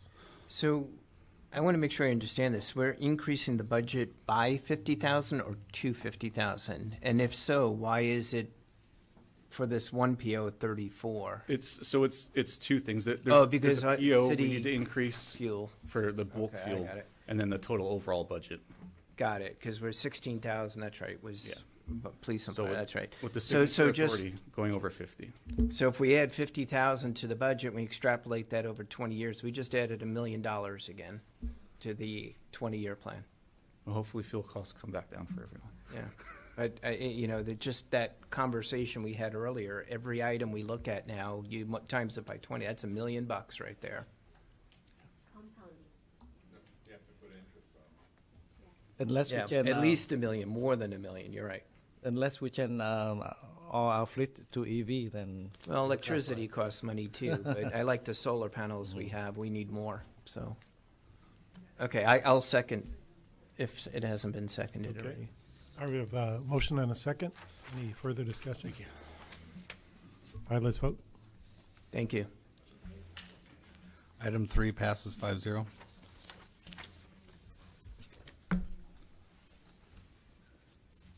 All right, next item number 4. I think Mayor Pro Tem Constantine, did you pull 4? No, it was. Oh, Councilmember Bowie? Okay. I'm just kidding. Thank you, Mayor. Okay, so item number 4 is the Nueves landscaping. Yeah, this. And my understanding, the contract was formed in 2020 for a 2-year contract, and the fulfill of that contract was $348,000, and it is to expire December 31st of this year, and that is why staff is recommending that we give them another exercise their first options, which is another 2 years. And with their CPI included in here is $373,256.76. And I have a question on one of their schedule, which is Schedule A, which is on page 27. Let me see, I'll make sure. Page 28 at the end of it.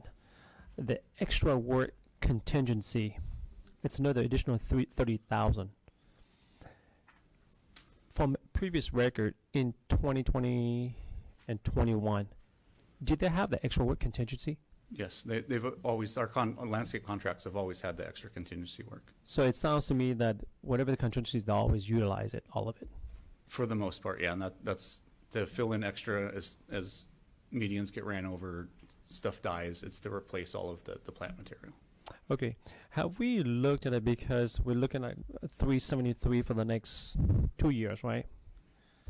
Plus the previous 2 years, 348. So it's a what, over 1.1, let's say $1.5 million, let's say. For the total contract, yes. Total contract $1.5 million. Have we ever looked about reducing some of the landscaping so there's less maintenance? So we've actually done the opposite. So during the Great Recession, we used to have our full own in-house landscape department. During the recession, we contracted that out, and slowly all of our landscape has been contracted out for contract services. During the recession, when we were in tougher economic times, we were at a very minimal maintenance schedule. Medians used to be maintained once a month.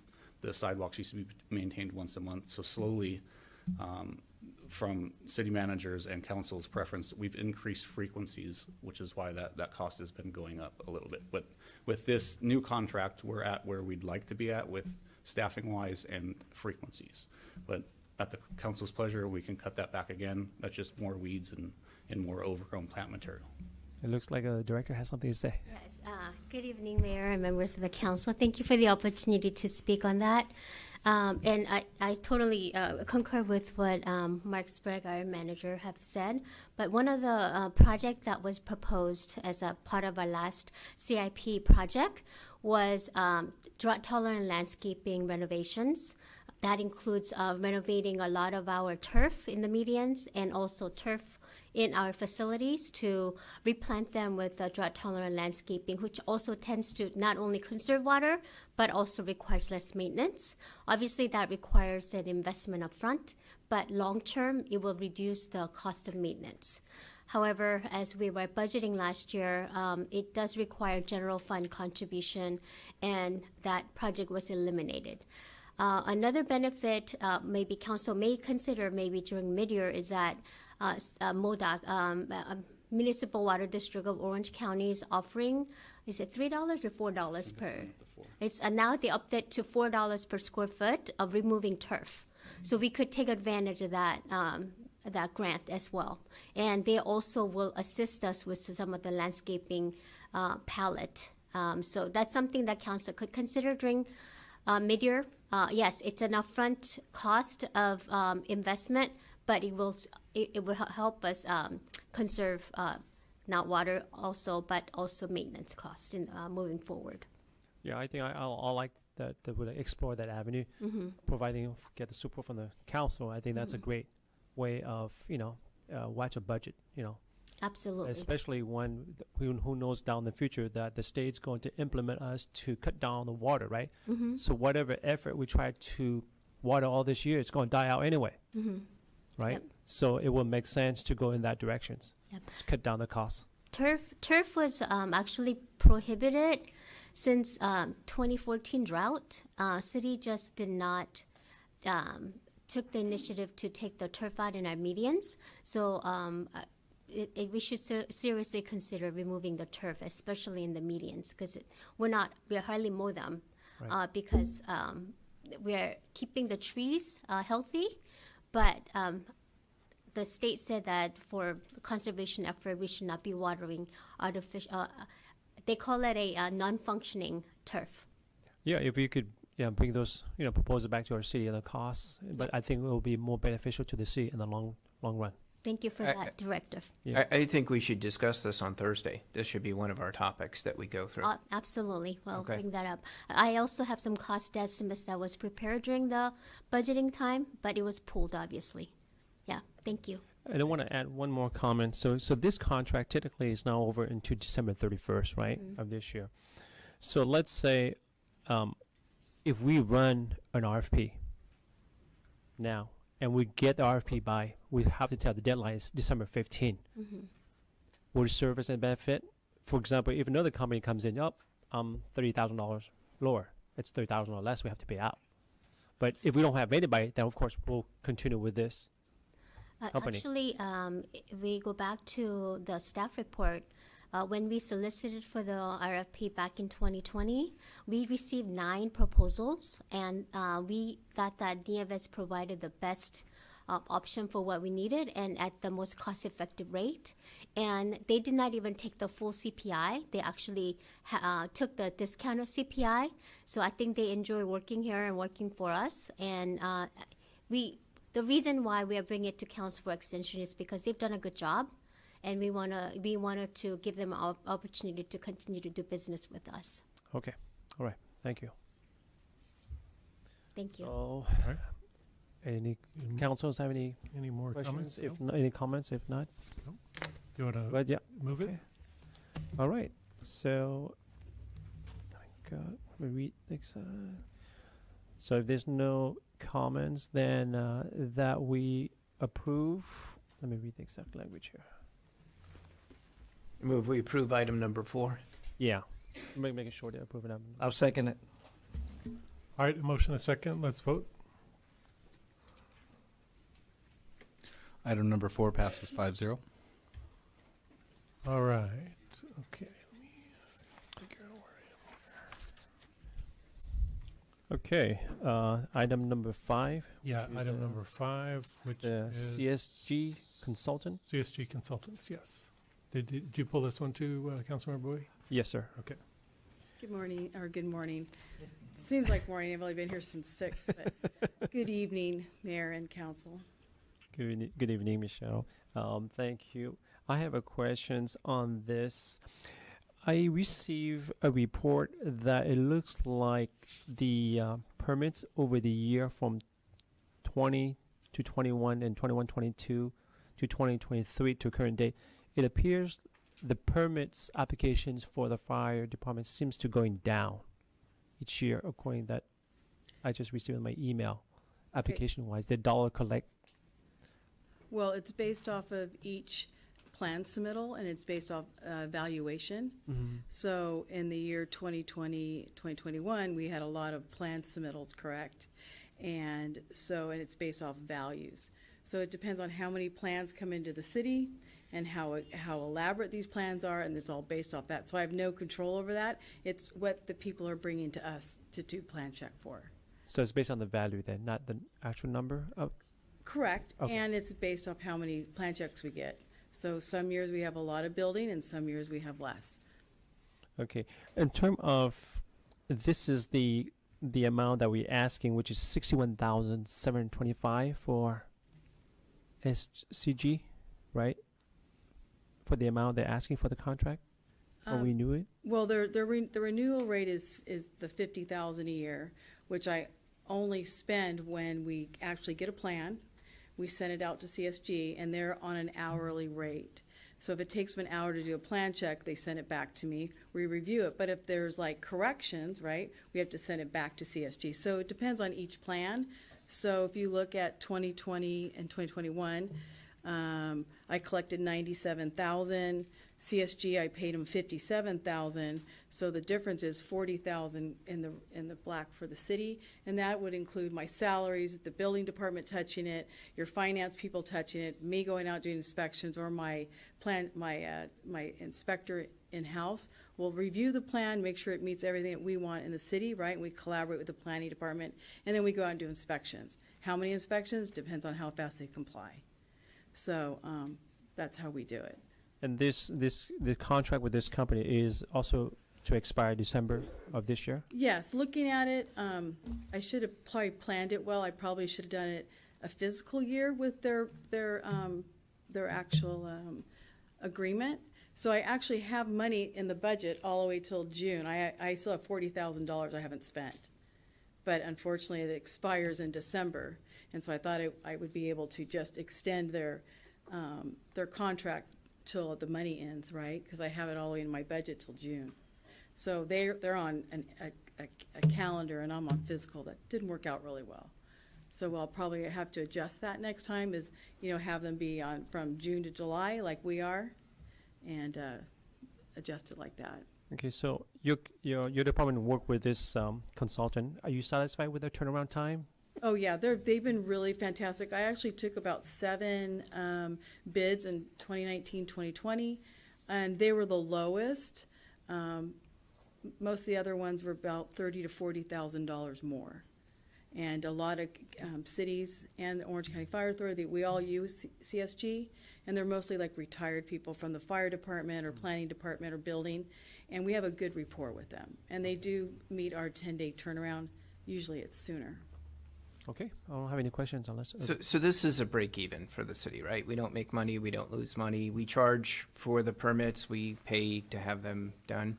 Well, they pay for, you know, the plan check. Right. The revenue that I take in from the plan check area covers all of our salaries, everything. Okay, in that case, I'd like to move number 5 for approval. I'll second. All right, motion and a second. Thank you. Let's vote. Item 5 passes 6-0, 5-0. Did you vote too? Yeah. All right. Okay, next item is item number 6. And That was me. Yeah, Councilman Graham. So this is for the Crossings project and a marketing plan. And I know that when we had a subcommittee meeting, I think it was Councilmember Vo and myself, and we didn't really quite like the Crossings name and the marketing colors and all that stuff. So what I had requested is that we go back and, you know, maybe come up with some new marketing materials and new signs, new colors, and a new name. Just something that, you know, a lot of people that I talked to when they, you know, heard about the Crossings, they thought it was a church going in. You know, it just didn't fit for a civic center or a community gathering area. So that's all I think we were really requesting. And I think what we're asking for $64,000 here is a whole heck lot more. It's asking for, you know, community input, and it's asking for meetings. So we've done all that. You know, that was done long before, well, I guess Councilmember Vo was here, but the rest of us weren't even here, and that's been done.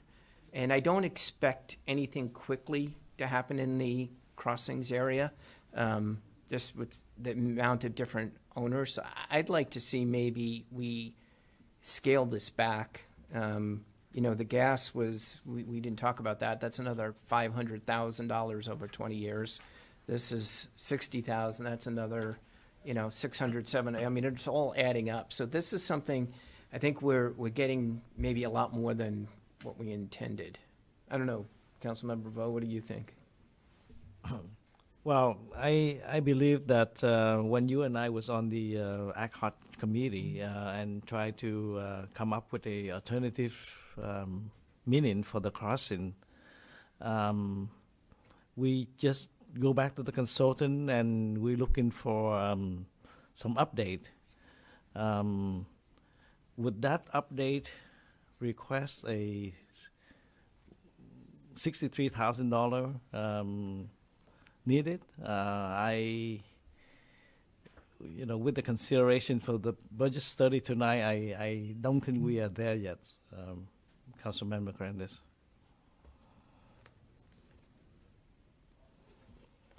So you're suggesting we sort of defer this item, and well, I want maybe their input. relook at the scope, or Yeah, maybe, correct me if I'm wrong. If you guys are like, we really need this, tell me we do.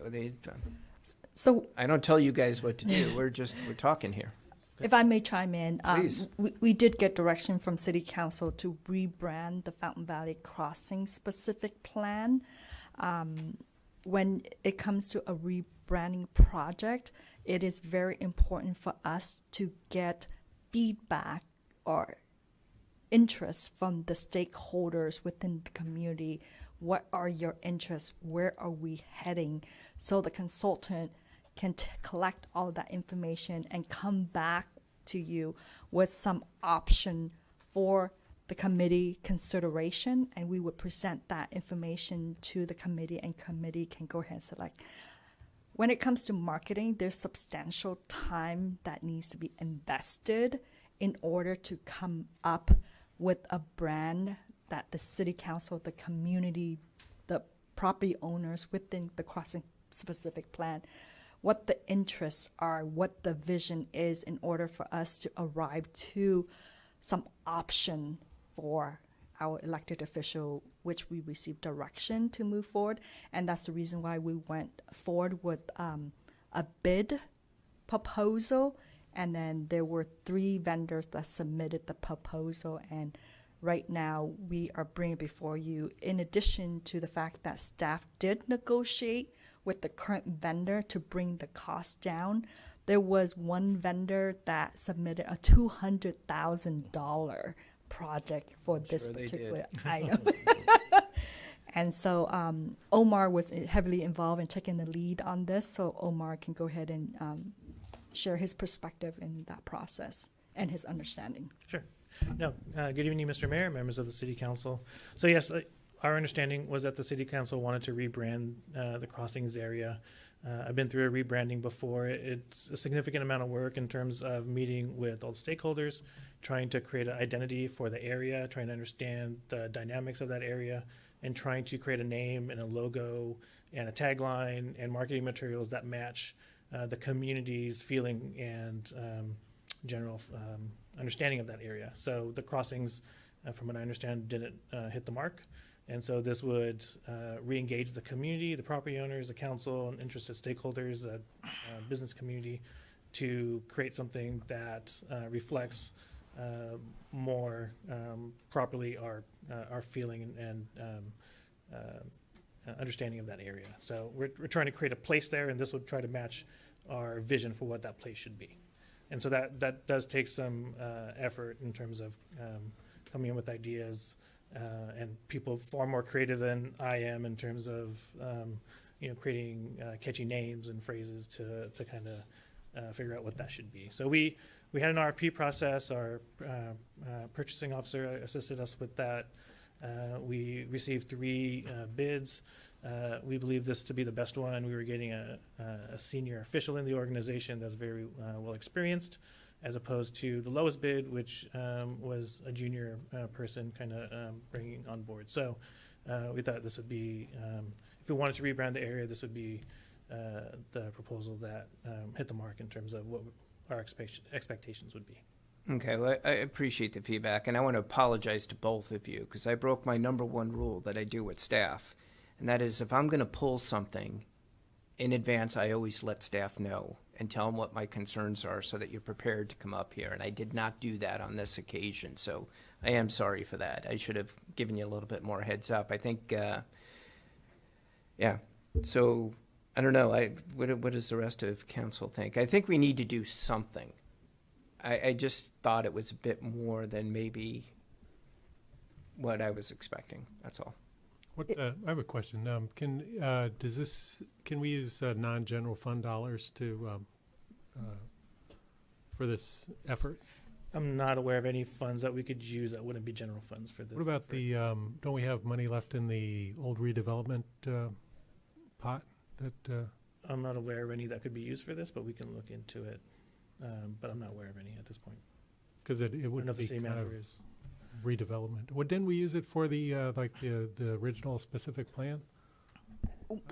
We do have an economic development reserve, but it is from the general fund too. So other than that, I'm unaware of any other funds that we can tap into for this service project. My understanding is that the old redevelopment funds, of those, what remains is the housing funds, and the other funds were, if we had any excess, were sent back to the state when redevelopment ended. What did we, didn't we, so the crossing, sorry to jump this on, but this crossing specific plan that we did back in 2016, Yeah. was that all general fund dollars, or was it? I'm not aware. I don't know. Maybe Cheryl, do you remember, since you're here? No, okay, all right. All right, okay, just curious. Or maybe Councilman. Mr. Boy. Thank you, Councilman Volk.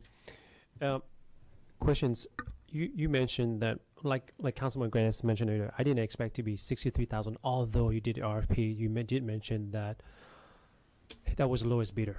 I get it, but the issue here is it really having a new brand that's going to bring in the business or a change, or is it having a more attractive business policy that bring it in? You follow me? So I think if we want to redevelop that area or revitalize that area or change have it modify into what our vision is for that area, it's going to be multiple folds. One of the issues is just the land values of that area. The industrial land values are pretty high right now. The asking prices for properties when developers go in, we go to ICSC and different conferences and we try to promote the crossings, but when developers go in, the land values are pretty high, and so it doesn't pencil out for them at this point to go in and redevelop the area. And so there's certain things, it's multifold, right? And so we have to, one would be the branding and the vision for that area, but also the land values and transitioning over time. And so it's many different things, I think. So that go back to reintegrate to what I said. Spending $63,000 to respond to a better branding to what the community wants doesn't necessarily will make a change. Although we have to do something because the city has spent millions, in this crossing area, changing the zoning to make it more attractive. Perhaps it's not really branding that we need to do, is perhaps having some attractive policy that will drive the developer. They come in, they understand that the land is expensive. But however, because we have such an attractive policy that they do the math, is to pencil out as profitable. So those still come in. So we can look at options. From my point of view, I won't speak for all the staff, but from my point of view, there was some sticker shock with the price that I saw. I think the last time I did this was years ago, and it was much cheaper. But we are in high inflationary times.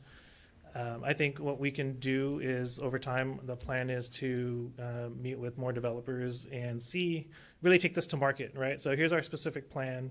What do you think about it? Can you make this pencil out? Can you talk to some property owners? What are we hitting the mark here? Is it just a matter of time, or do we need to make some modifications to the plan to make it profitable for somebody to go in and implement it, right? So I think that's one large portion of it, and then our marketing as we go and talk to developers would be another portion of it. We can look at options if council isn't interested in spending this large amount of money at this time. I think we can look at options and kind of pivot and see how we can best address the area. So what I'd like to see done, if you don't mind, Councilmember Bowie, is it's task number 2, community assessment, 21,000 of it. I think that's putting the cart before the horse. Let's cut that out, do everything but that. We'll still have, let them come back to us and let us look at it and see if, before we go to the community with everything, let's let our committee take a look at it, see if it looks really good, and then we could decide to go to the community, or we could do it ourselves, bring it up at a council meeting and have the public come and give comments on it and save 21 grand out of it. So I would approve this without task number 2. What are your thoughts on that? It might be helpful for staff to be able to go back to the consultant and have a discussion to try to see what we can pair that number back to that could still be something meaningful to them. They may need some minimum level of input, and so if we can have that discussion with them and then come back to you with the revised contract and proposal, I think that would be helpful. Yeah, if we could push this to December, maybe Continue that. to mid-December. Thank you. All right, thank you. I really appreciate it. And again, I'm sorry I put you on the spot. All right. Thank you. Okay, so would this be, Mr. City Attorney, is this be, do we have to move to continue it or just Alternative number 3. give them direction to come back? Both are fine, Mr. Mayor. This is not a public hearing. We don't need to continue to a date certain. Either action is fine. Okay, so we'll just direct you to come back then. Okay, all right, Thank you. All right, next is public hearing item number 7, second reading adoption of ordinance of the City Council adopting the 2022 edition of the California Fire Code as modified. Presentation by Michelle Verditis. Mr. Mayor, Council, on November 1st, 2022, the introduction was presented to Council for the first reading of the ordinance adopted by reference to the 2022 edition of the California Fire Code as modified. The ordinance was approved during the first reading without amendment. Today is the second reading of the adoption of the 2022 edition of the California Fire Code as modified. Staff recommends that the City Council approves the second reading and the adoption of the 2022 edition of the California Fire Code as modified.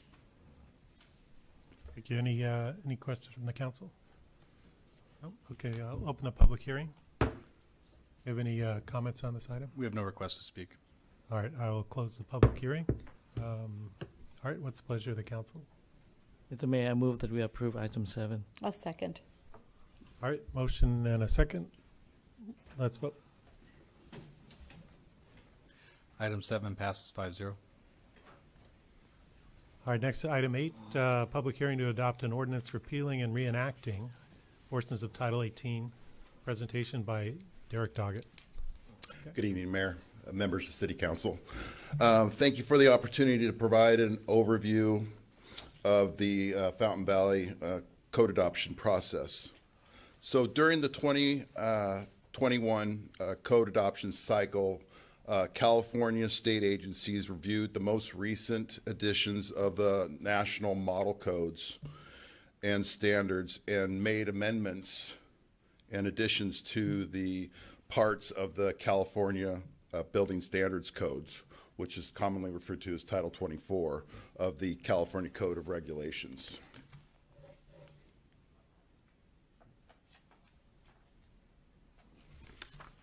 Just a quick why our building codes are important.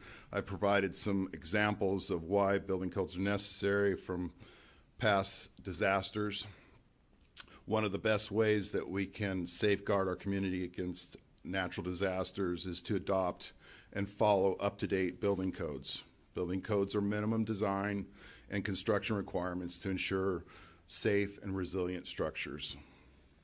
Some of the ways that building codes can provide our community or can improve our community are building codes protect us from a wide range of hazards, whether by implementing safe building wiring, fire prevention, strong structural integrity.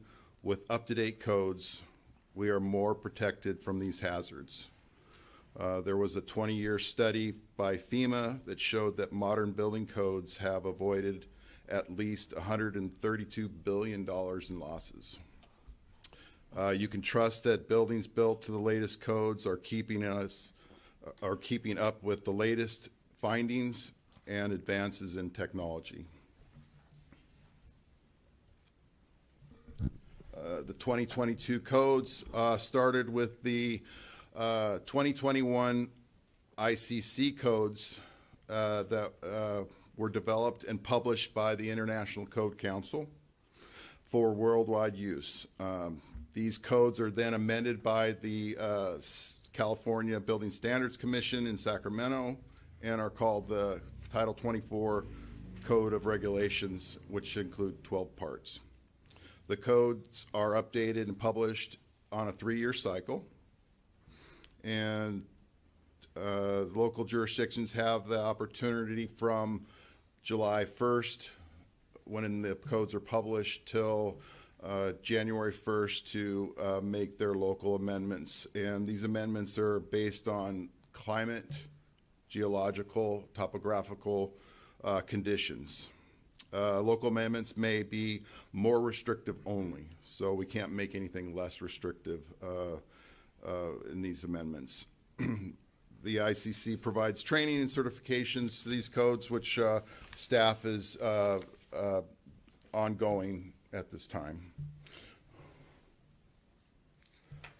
What are the new codes? The Title 20, the 2022 California Standards codes are found in the California Code of Regulations. There's 27 parts or titles.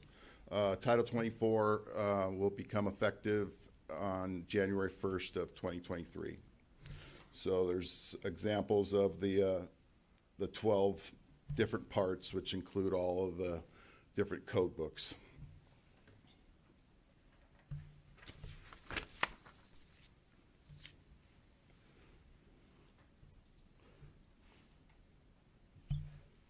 Okay, so I highlighted some new code changes.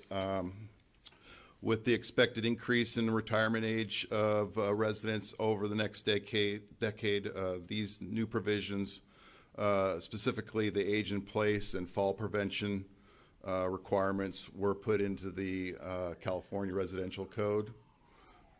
These include things like grab bar backing, wider doors,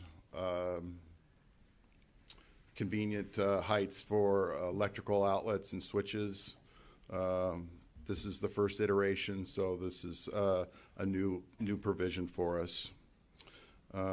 Second one there is new residential units must now be electric ready. So if you build a new home, you can still use gas, but you have to provide the electrical wiring for that space heater or that electric water heater, cooktop. So there's no getting around where we're going here with electric now and zero net energy.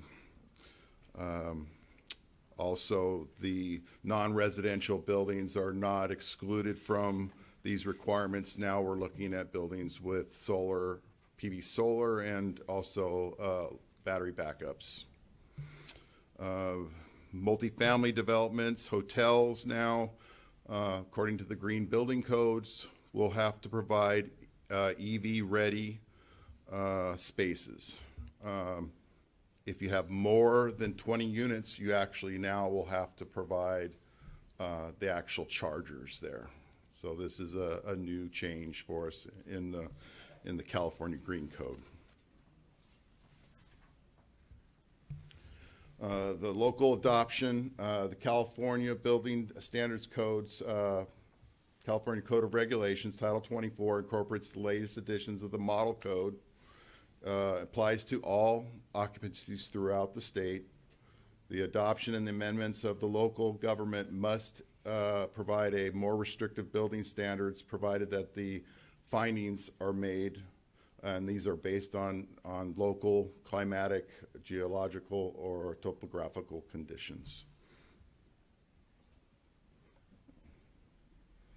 Just a kind of a pictorial there of, it starts off with the model codes. It goes through about a 2-year process timeline for the code adoption, and we get to July 1st, we get to the California codes, and then it becomes then hopefully the Fountain Valley Municipal Code here at the beginning of the year. Our local amendments didn't change from previous cycle greatly. There were some minor updates, changes to the local amendments, include some renumbering of sections, some additional references and formatting. Questions? Thank you. Any questions from the council? Councilmember Bowie? Yeah, actually, I don't have a questions. I have more of a comment than a questions. So as you know that there's going to be a lot of tough decisions that we have to make, in the near future reference to RENA requirement. And we understand that there's a shortage of a home. And this is one thing that why do we need more homes? Is the idea is to bring down the price on the home, right? That's why we try to bring more home. But by adding more code, for example, the EV code requirement and all those code requirements, then it's going to increase back the cost as a developer. So you see, it doesn't make sense, right? We try to bring more house units to the market, but the state add more code to the developer. So the price goes back up, we square back to square zero. So by saying this is, we as a body council, we have to adhere to the state, to their requirement, because their argument is there's not enough affordable home. But by implementing more code, it defeats the whole purpose. That's the comment I had to make. Yeah. Thank you. Okay, I had a question. What's the EV ready? What does that mean? There's no charging there, but it's ready So the somehow? space is available. We're talking about maybe a multifamily or a hotel. So there's a parking space available, and there's a branch circuit available in the panel box. So we're looking at pre-planning. So you're going to have the electrical design would have to be able to accommodate this potential future EV charger. But you're not necessarily have to have the wiring in place. So they've added in the Green Code, they've added a couple new definitions. There's EV ready and capable is the other one, EV capable. Okay. So, yeah, Councilmember Bowie. I have a question for you, Derek. Thank you for the explanations. ADU, which come in has a kitchen, they have to have electric ready as well for the kitchen as well? yeah, unfortunately, it's sounding like all of these new electric ready requirements are going to also apply to our ADUs. Okay, thank you. Councilmember Vogt? Yeah, thank you, Mr. Mayor. Derek, so how often are we doing this repealing and acting nearly once a year, every 3 years? Every 3 years. Yes. Okay. And educated me about the EV. I know that for an EV at my house, we need to have 220 ready in order to plug in and charge the car overnight. So when the new construction requirement, which means it's there, but you don't have to hook it up, or it has to be 220 ready at that electrical box? Capable or ready would have to have the receptacle there. It would be a level 2 receptacle. So typically a 40 amp branch circuit would be there for somebody to use and charge their car. So which means it's already connected. All you need to do is just plug it in and charge the car. Right. Right. And then there'll be a percentage of spaces too that will have to actually have the charger there. So you have to 5%, I believe, of the parking spaces have to actually physically have the charger there. If it's EV ready, it only has to have the receptacle there, not the charger. Well, obviously, Councilmember Bowie has mentioned that maybe some household does not have EV, but now the law require they have to put in this new requirement, and even for the gas and even the water tank. I think the cost of construction Still will go up. currently, though, for residential, you only have to put in the circuit, the conduit, if you will, for it in the garage. You don't necessarily have to have the charger there on a residential. This is more for multifamily or hotels. They're kind of kicking up the requirements. Got it. Thank you. Yes. All right. Thank you. Oh, all right. That's Public right. hearing. Public hearing. Thank you. All the building code. This is building code, yeah. Okay, I'm over the public hearing.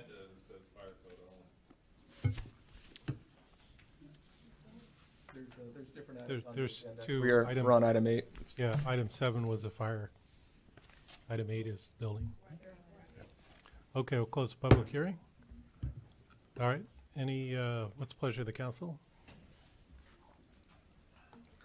Mr. Mayor, I move that we approve the item A as presented. I'll second. All right, motion a second, let's vote. Item 8 passes 5-0. All right, okay, on to item 9, which is, oops, where am I?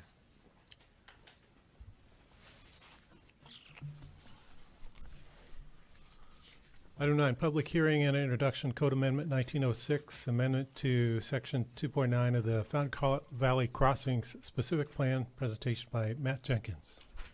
Thank you, Mr. Mayor, members of council. The City of Fountain Valley Planning Department received an application for a code amendment to the Fountain Valley Crossing specific plan on March 27th, 2019 to allow for one electronic message center in the specific plan area. At the Planning Commission meeting last month on October 26th, the Planning Commission voted 4-1, recommending the City Council approve this code amendment.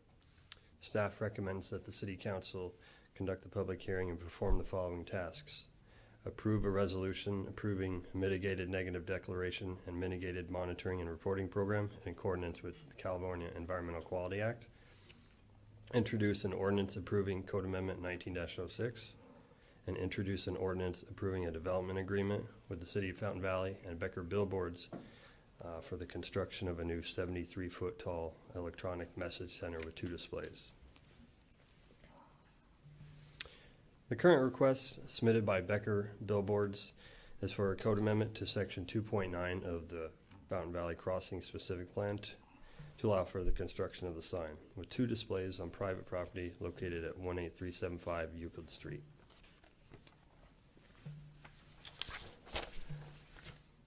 The proposed pole-mounted digital sign, again, would be 73 feet tall with 2 display panels forming a V shape. The panels will be 14 feet tall, 48 feet wide, for a total of 672 square feet per panel. The proposed sign will incorporate a louver technology that will block light spillage, and I'll explain later. And the existing sign that tops out right above the Fountain Valley copy here was approved in 2011 by the Planning Commission for a variance for the height of the sign. So section 2.9 of the crossing specific plan is proposed to be amended to allow for the display of off-site advertising within a limited area along the 405 freeway in between mile marker 12.41 and 12.50, which is adjacent to Ellis Euclid Street and the Santa Ana River off the 405 freeway. The California Outdoor Advertising Act prohibits property owners from using billboards along landscape freeways for off-site commercial advertising. In California, approximately 33% of the freeways are considered landscape freeways, therefore prohibiting billboards, and approximately 124 miles of Orange County freeways are considered landscape freeways, which prohibit billboards. This project site in between 12.41 and 12.50 is the only area in Fountain Valley that's not considered a landscape freeway. Therefore, the applicant can apply for a permit with Caltrans and permit a sign if the local jurisdiction permits a sign, therefore requiring the code amendment before you.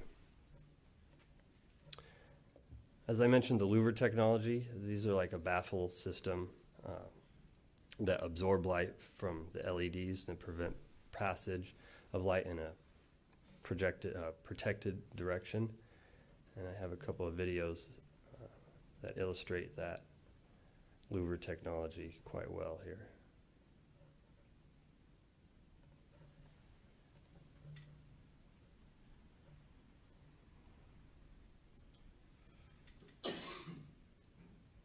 So as you look at the billboard head on, you see it, but as you travel and you are at a much greater angle, you don't see it as much, and then you don't see it at all. And these images are kind of similar to the situation proposed tonight where there's a large roadway, the sign across that roadway, and residential within proximity.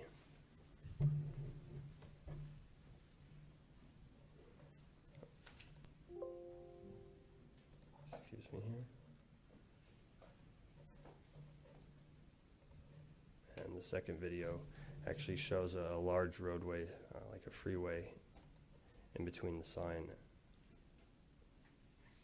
and residential on the other side, similar to how this billboard is orientated toward other users and a large roadway.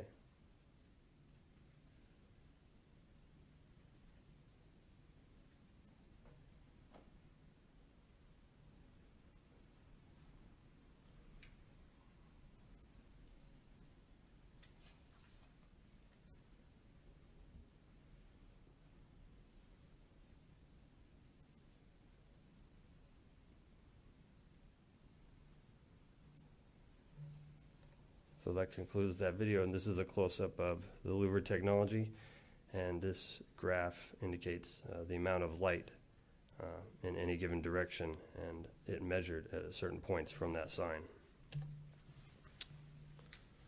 Now, light measurements are generally discussed using a foot candle metric, which is defined as the amount of light produced by a single candle when measured 1 foot away. So based on industry standards pertaining to light trespassing, impacts would be considered potentially significant if luminance from a sign exceeded 0.3 foot candles over the ambient lighting conditions at a distance of 250 feet from the light source. This chart shows 200 feet at this line here, 400 feet at this line here, 600, 800, and 1,000. Approximately 800 feet is right here, touching Moon Park, Costa Mesa, which is the closest residential properties to this proposed sign. And at 800 feet, at a straight-on viewing angle, which would approximately be right here on the freeway, but at 800 feet, the amount of light you would experience would be 0.027 foot candles, whereas even under Caltrans requirement, under the Outdoor Advertising Act, their minimum requirements are 0.3 foot candles at 250 feet, and that is their maximum. So with this louver technology, the foot candle readings will be well below what is required, the maximum levels under Caltrans requirements. This graph shows the light impacts to the north in Fountain Valley, all industrial properties over here and no residential properties.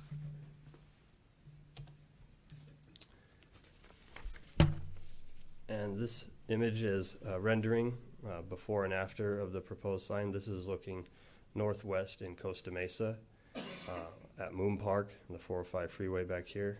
This is the current sign that stands at 59 feet tall. With the proposed sign, the V is here. Again, this image is without the louver technology and is for illustration purposes only.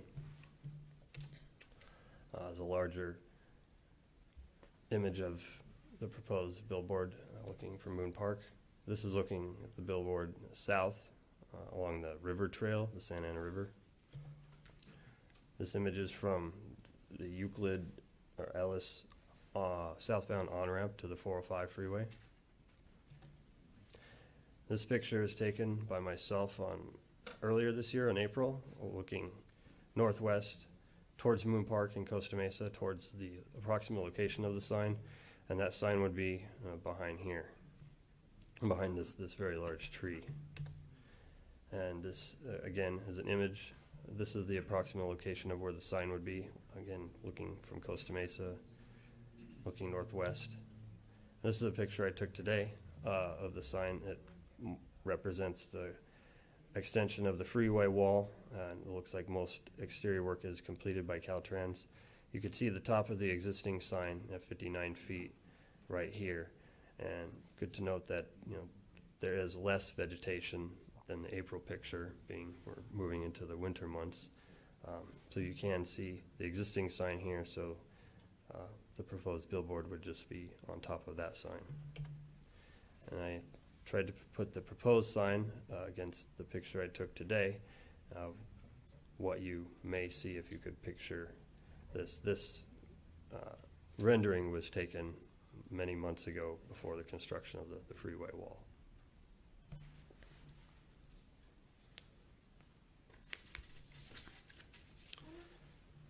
And again, the proposed sign next to the Guitar Center on Euclid Street is approximately 900 feet to the closest residential property to the southeast. So if this code amendment is approved, the city will enter into a development agreement with Becker Billboards for this billboard. The initial term will be for 40 years. Becker will pay the city an initial payment of $60,000 for consideration for this billboard. They'll pay an annual fee of $550,000 to the city. And on the first day of the 6th year of this term, and every 5 years thereafter, the fee shall be increased 10%. So for example, on the 6th year, the annual revenue will be $605,000, and then on the 11th year, $665,500, and so on. That concludes staff's report, and staff recommends alternative 1 and approve the following: a resolution for a mitigated negative declaration and a mitigated monitoring and reporting program in accordance with CEQA, introduce an ordinance for the code amendment 1906, and introduce an ordinance for a development agreement with Becker Billboards in the city of Fountain Valley. Thank you. I'm available for any questions. Are there any questions from council? The applicant is here and has their own presentation as well. Oh, okay. I have a question. Can you go back to the foot candle chart? Okay, you said that the Caltrans requirement was 0.3 foot candles from 250 feet? That's correct. Okay, so if I am reading the first line is 200, and it looks like it's more than 0.3 foot candles. At 200. Okay, but 250, is it supposed to be 0.3 at 250 at? 0.3 at 250, and their independent analysis, lighting analysis, has verified that it will be under that measurement, and then a mitigated measure after construction of the sign is for another analysis to be provided once the sign is constructed that it meets this requirement. So actual live readings will be required after the sign is constructed to ensure that they comply with those readings. Okay, because right now it looks like the zero angle is 0.4 foot candles at 200 feet, so that's pretty close to the 0.3. That's more than the 0.3. At 200. Yeah. But the requirement from Caltrans is 250. 250, all right. As a 0.3, maximum of 0.3 foot candles at 250. So when it goes to a distance of 400 feet, you have a decrease to 0.1 foot candle. Okay, all right. Much. I don't know why didn't they just measure it at 250 and make it easier? You know. That would have made it easier. Yes. Okay.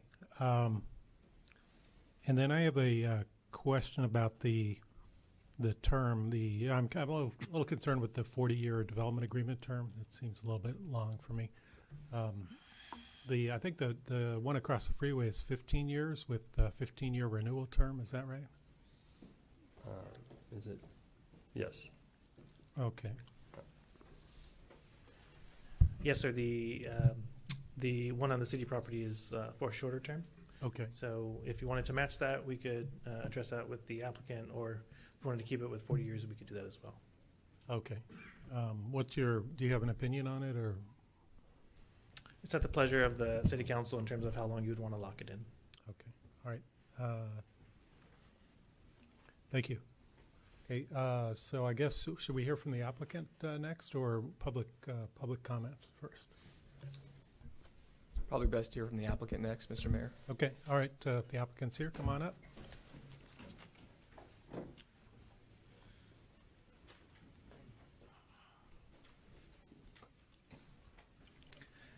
Good evening, council. Good evening, mayor, and good evening, staff.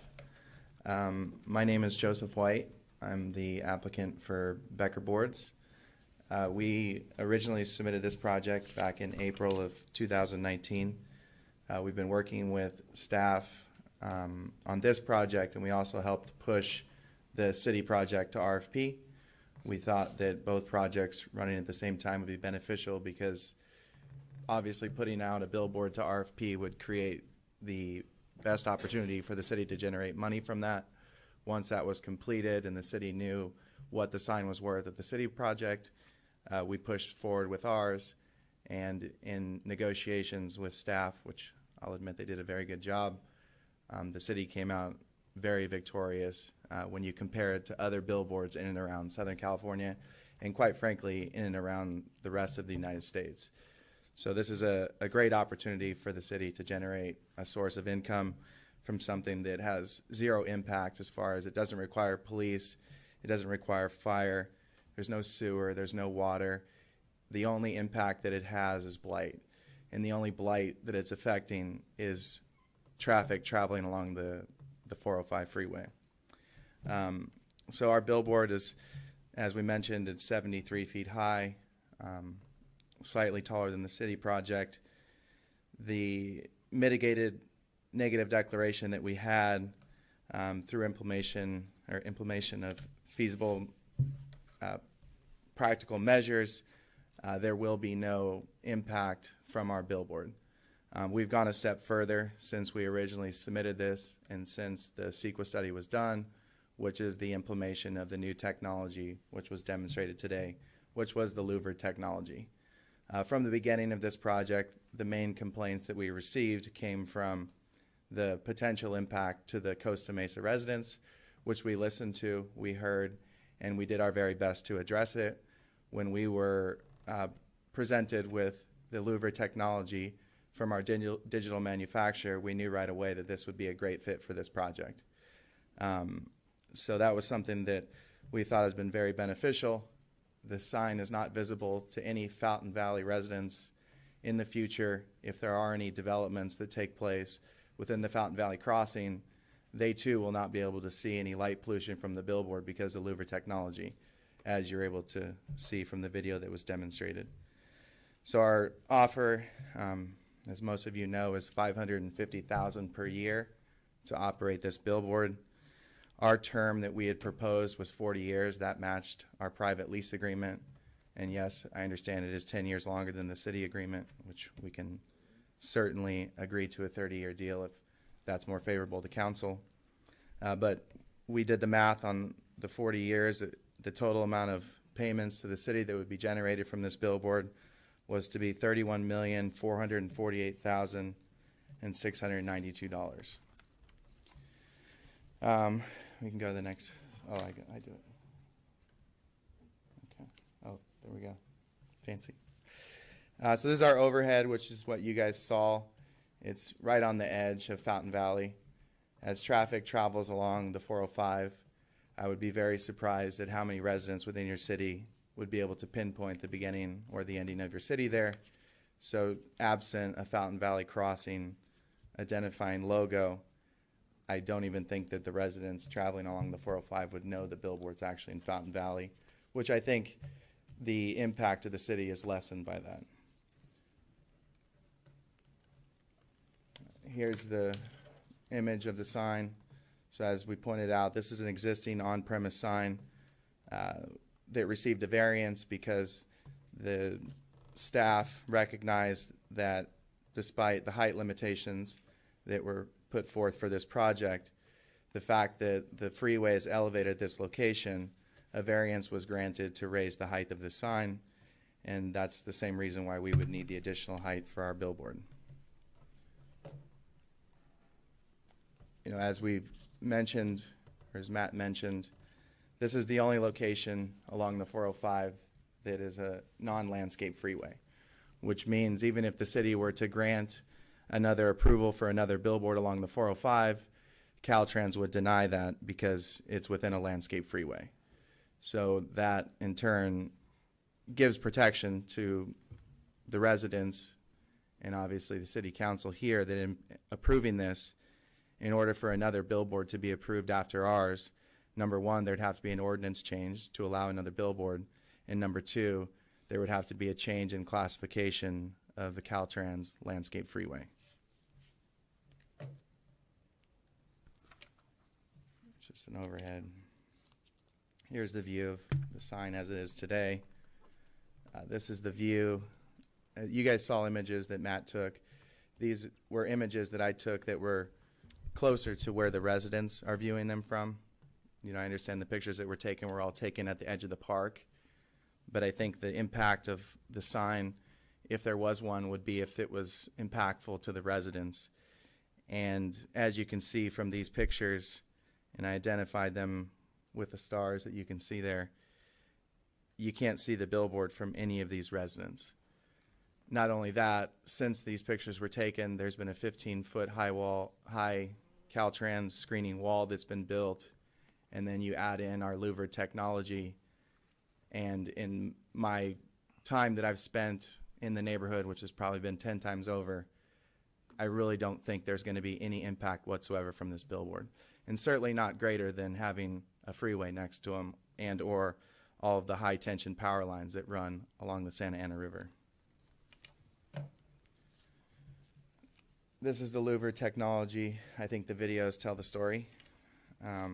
It's comparable to where, like, if you have a cell phone where it has a privacy screen on it, the second that you turn to the side, you can't see that cell phone anymore. It's the exact same technology here that they're using for these billboards. And obviously it's created so that we can build billboards closer to residents and not have an impact. So it's really a response to local jurisdictions and obviously the progression of technology with digital billboards.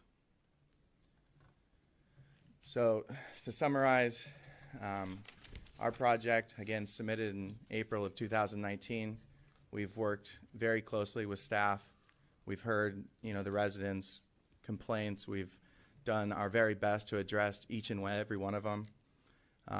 I think we demonstrated that by receiving staff support on the project, and I think it was really driven home by the Planning Commission, who was looking at this project only from a planning perspective.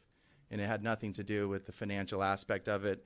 It had to do with their recognition of the fact that there was no impacts to the residents, and especially residents of Fountain Valley. And in turn, that's why they voted 4-1 and approved the project. So again, the billboard has no impact. There's no police, there's no fire, there's no sewer, there's no cost to the city. Not visible to any Fountain Valley residents. We've added restrictions in the type of advertising that we have within our development agreement. No political speech, no marijuana, no tobacco, no adult uses. We're allowing city branding where the city can use this to brand city events, and emergency messaging in times where these signs need to be taken over by the state and or local jurisdictions. So this ordinance, again, the change only allows one sign. There's not going to be a proliferation of billboards created from this, and if they do, they're going to have to go through the same exact process that I did, and they're going to have to declassify a freeway. So there's a big barrier of entry to this, and you guys would have to vote on any additional signage. So that protection is there.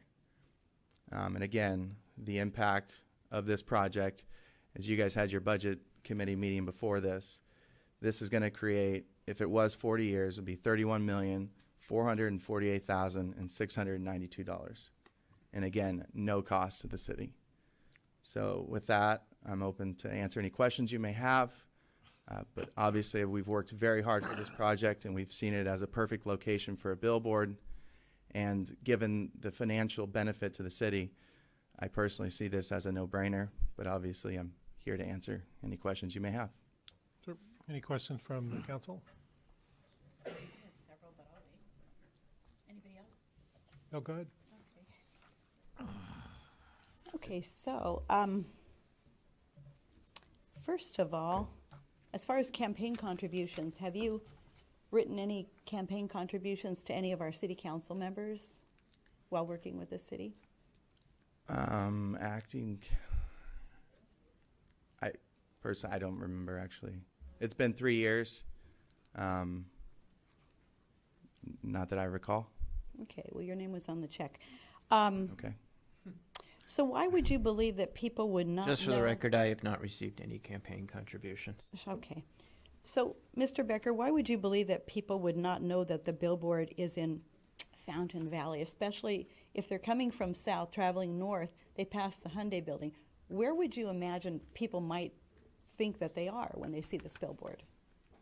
I guess I'm more speaking generally. If you were to go to the grocery store and ask people where the beginning and ending of your city, I'd be very shocked to hear them call out the Santa Ana River.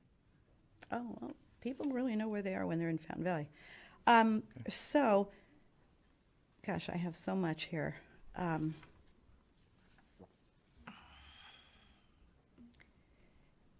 So when a vehicle is traveling on Euclid, approaching the freeway area in the right-hand lane, going to see the billboard right there outside of the green room, right? And then you enter the freeway. Now, in a little bit of time from now, you're in a very, very different area than you were configuration-wise back in 2015, 2016 due to the 405 improvement project. That whole area looks very different. It's very large. There's a lot there. Personally, I haven't actually gotten on the freeway myself in my vehicle, but I've been there in other people's vehicles. So people are going to see this billboard. They're going to keep going, enter the freeway. Now they're going to see another billboard. Meanwhile, they're very distracted at least twice, not to mention the fact that the entire area has changed tremendously. You don't see this as a concern? No. Billboards are legally allowed by the state, and they're governed by the state. We're required to keep our messages static for 8 seconds. That's a safety concern that was addressed on a federal level, and it was enacted by all the states across the U.S. We have been developing billboards for 14 years. We've had digital billboards on the freeway for over 10. We've had 0 complaints. No one's ever called into our company complaining about any.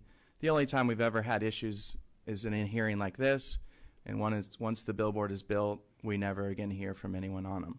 So if it were a safety issue, obviously we would be addressing that legally on a daily basis likely, and the states wouldn't allow them. So are you aware that people's attention span is 8 seconds? If you Google, what is our attention span? Seriously, you will see it's 8 seconds. So there's something there as far as the advertisement for 8 seconds and our attention span. There's a connection there. What I also want to say is that the light, I'm not even going to get into the weeds there, but at 73 feet high and as wide as it is with the 672 square foot panels on each side, we're going to see it. And this is our coveted crossings area. That's 162 acres and was rezoned in January of 2018 from mixed use, to mixed use from industrial. It's supposed to be our new downtown with restaurants, nightlife, housing, et cetera, et cetera. I don't see why we wouldn't want to put this there, quite frankly. It makes no sense. Why we would want to have a structure there that people will see 7 feet high. And you're the company that wants to bring it in, so maybe my comment shouldn't be directed to you, but that's kind of strange.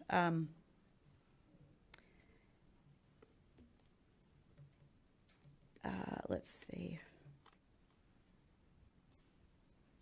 You mentioned in the Planning Commission meeting from October 26th that there's still a couple of billboards, not in Fountain Valley, but they're still there for some reason. Can you just kind of talk about that for a sec?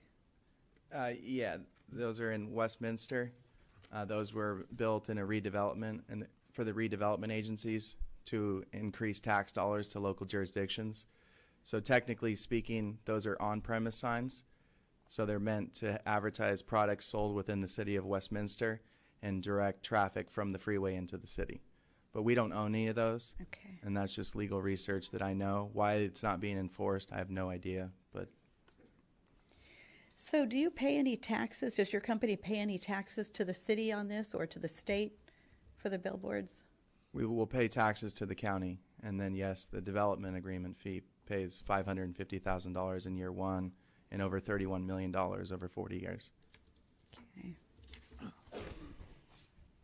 see.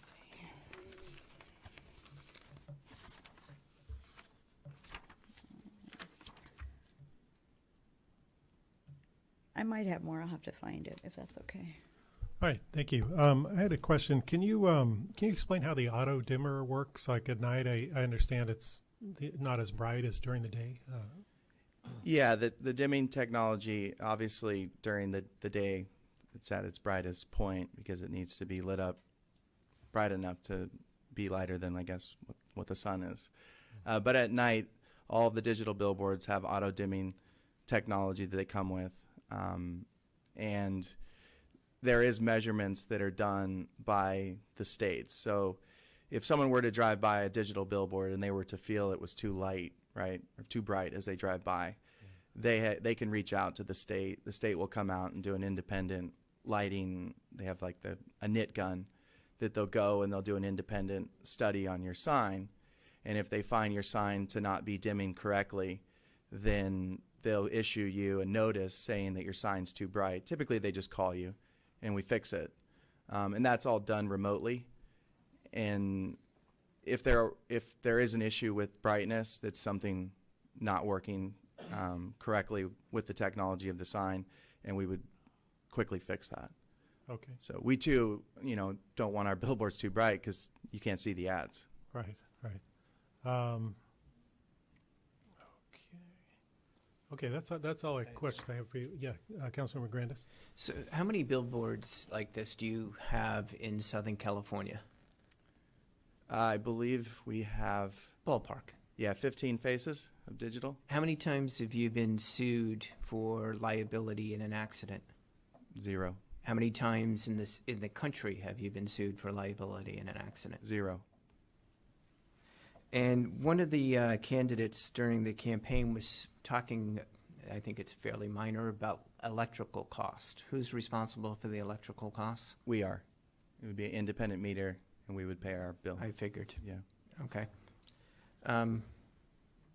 That's all the questions I have for now. Yes, Mayor Pro Tem Constantine. Okay, so Mr. Baker, which cities with comparable populations to Fountain Valley do you have billboards? Because I've seen Phoenix and some other cities that just don't really match us. What's the attraction here besides that? I get it, yeah. A comparable city? Mm-hmm. We've done business in Baldwin Park, Carson, Linwood, Hawthorne, and several others. I don't know exactly the population as far as in comparison, but I know that the financial benefit that they've received each year that we pay our development agreement fees, they reach out to us and thank us for doing so. So I know that they're very happy. And the fact that we're not getting any complaints, staff's not getting any complaints from this, and the only communication that we're having is positive. Either they're telling us thank you for the payment, or here's creative that we'd like to run for our event, things like that.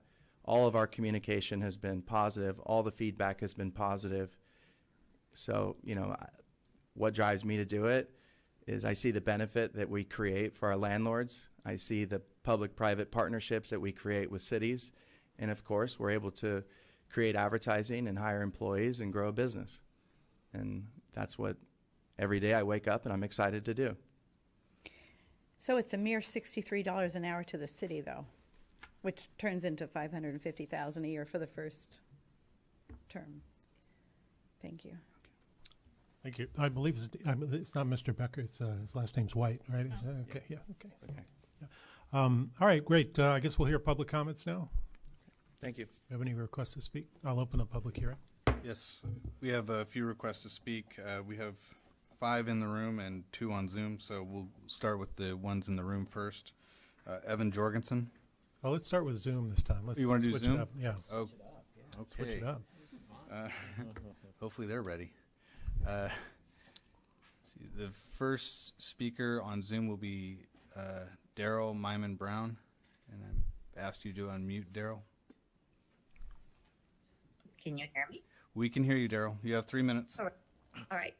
Hold on. Let me get my little paper because you threw me off guard here by starting with us. All right. Nice to be here and via Zoom. Welcome. Thank you, Mayor and city staff. I have some concerns. Councilman Grandis actually had mentioned one of them with regards to safety and lawsuits and so forth, but the electronic billboard industry, the purpose of the billboard is obviously for advertising. And I heard Mr. White speak about the development fees and so forth, but I'm confused if those are just automatically the taxes that we'd be receiving or if there's some other special type of fee. Because having no effect on our community, as he stated, actually, we're using our roads to advertise for him, and we're using our city for advertising for the billboard company. Most billboards that Becker has done have been in big cities. I think Mayor Pro Tem Constantine had said, what's the attraction here in Fountain Valley? I am concerned about that. It feels like there's some other motive besides just giving our city some money, where we obviously would receive money from the advertising, but we would receive money from our own businesses doing business here as well. And these billboards would most likely be out of range for our businesses to advertise. So who are we advertising for? And why in Fountain Valley? And there is proven data that electronic billboards distract drivers. And I heard Mr. White say he hasn't been sued, but have cities been sued because of the billboards? I haven't heard that addressed. So my concern is, yes, I understand there'd be revenue, but is that worth what might happen? And I know none of us are fortune tellers, but it just doesn't seem like it's the right thing for Fountain Valley and the right area. Caltrans has things in place as to not put a bunch of billboards in landscaped areas. I'm not exactly sure why an unlandscaped area would be considered safer. There's just too much confusion there as to why we need this. I just don't feel it's a good fit for Fountain Valley, and I'd just like to be convinced that it is. Thank you. Thank you. Next up is Augie Lascola.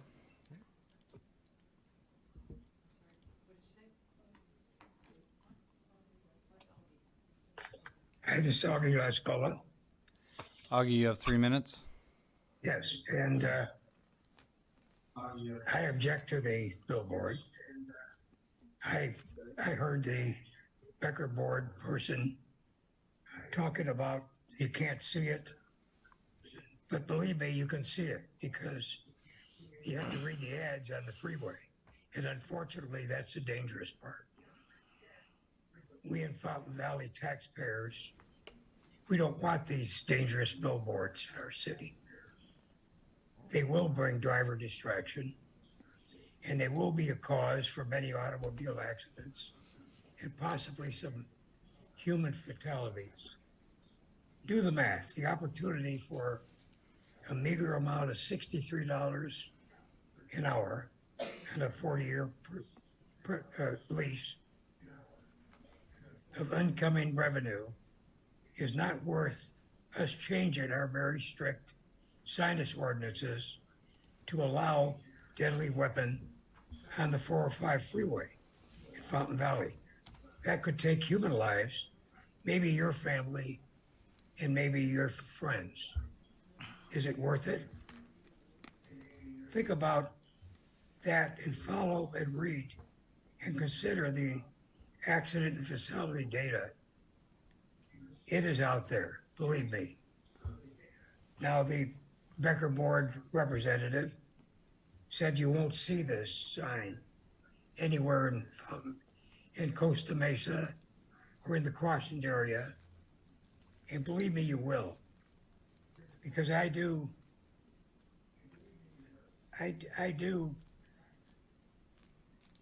sort of think that the way the Becker board's lighting expert, the conclusions were reached that it would not reach Costa Mesa or the Crossing area. They only used a measure of light that only partially describes the light emitted by the sign. Don't press that green button tonight and do the right thing and maintain and not change our very strict signage ordinances, as our founders did this for sure, that we would be not allow a blight in our city and assure that we would stay a nice place to live. Thank you. Thank you. Last one on Zoom is Ann Bettinger. Ann, you have 3 minutes to speak. Thank you. Everybody can hear me? Yes, we can hear you. Notwithstanding the need for additional monies due to spending errors perhaps by the city council, having a 73-foot sign is a safety issue. This sign is not worth anyone's life. City council approved the water tank sign without Caltrans approving a change in their freeway landscape easement, and then we find out tonight that they have in fact approved it. So the city council has gone into the development agreement for this current sign, and I'm wondering if there's anything currently prohibited and assumed to be able to be changed the way the water tower sign was changed. And interestingly enough, in the Becker presentation, one of the words they used themselves was blight as a negative connotation. And I believe that both signs would create blight for our city. Please don't approve this, but if you do, please add that alcohol advertising would also be prohibited. Thank you. Thank you. Looks like we have one last one, J-Town. Hi, everybody, and congratulations to Kim and Mayor Harper for your reelection. So I got a couple points. I sent a letter. I think that you all got it, so you already know the basis of everything that I think. I think Stephen Schwartz is brilliant, and everything that he said I agree with. I think that the presentation tonight reaffirmed that the board to be installed at the Guitar Center is less than 1,000 feet from the water tank board. And I understood that Caltrans requires them to be 1,000 feet apart. So I don't understand how that could even be allowed in the first place. In the second place, I'm on the north side, or the west side, I guess, of that sign. I get plenty of light from Hyundai. I don't need more light over here, please. Thank you very much. I do get on the freeway at the Ellis southbound 405 on-ramp, the 4 lanes. It's great that it's 4 lanes with only 2 lanes getting on at the same time, because I use that inside lane like a shotgun, and it's great. But I know there's cars coming in towards me on the freeway to get off at Harbor. I know there's people getting off at Ellis. I know there's people getting on at Talbot. I know I'm trying to get in the carpool lane as fast as I can. And I don't want people looking at advertising while I'm being crazy trying to get to the carpool lane. I'm sorry, but it just doesn't seem real safe to me. If I get killed, I'm going to put in my will that they should sue the city, because this is terrible. Okay, so I got emotional. I'm not supposed to do that, but unemotionally, we have sent you all kinds of reports from all over the country telling you the facts about these billboards that are unemotional facts. You need to do the right thing. We don't need this revenue. Please don't do this. Thank you. Thank you. Who do we have next? Now we're off of Zoom. Evan Jorgensen. Once again, everybody, you have 3 minutes to speak. Hello again. First off, I think we haven't been given a sufficient notice on this item. Notice is supposed to be given to somebody that lives within 500 feet. I don't know that anybody lives within 500 feet. This is changing our core value of the city of Fountain Valley, the sign ordinance, one of our cornerstones. It should be sent out to the whole city.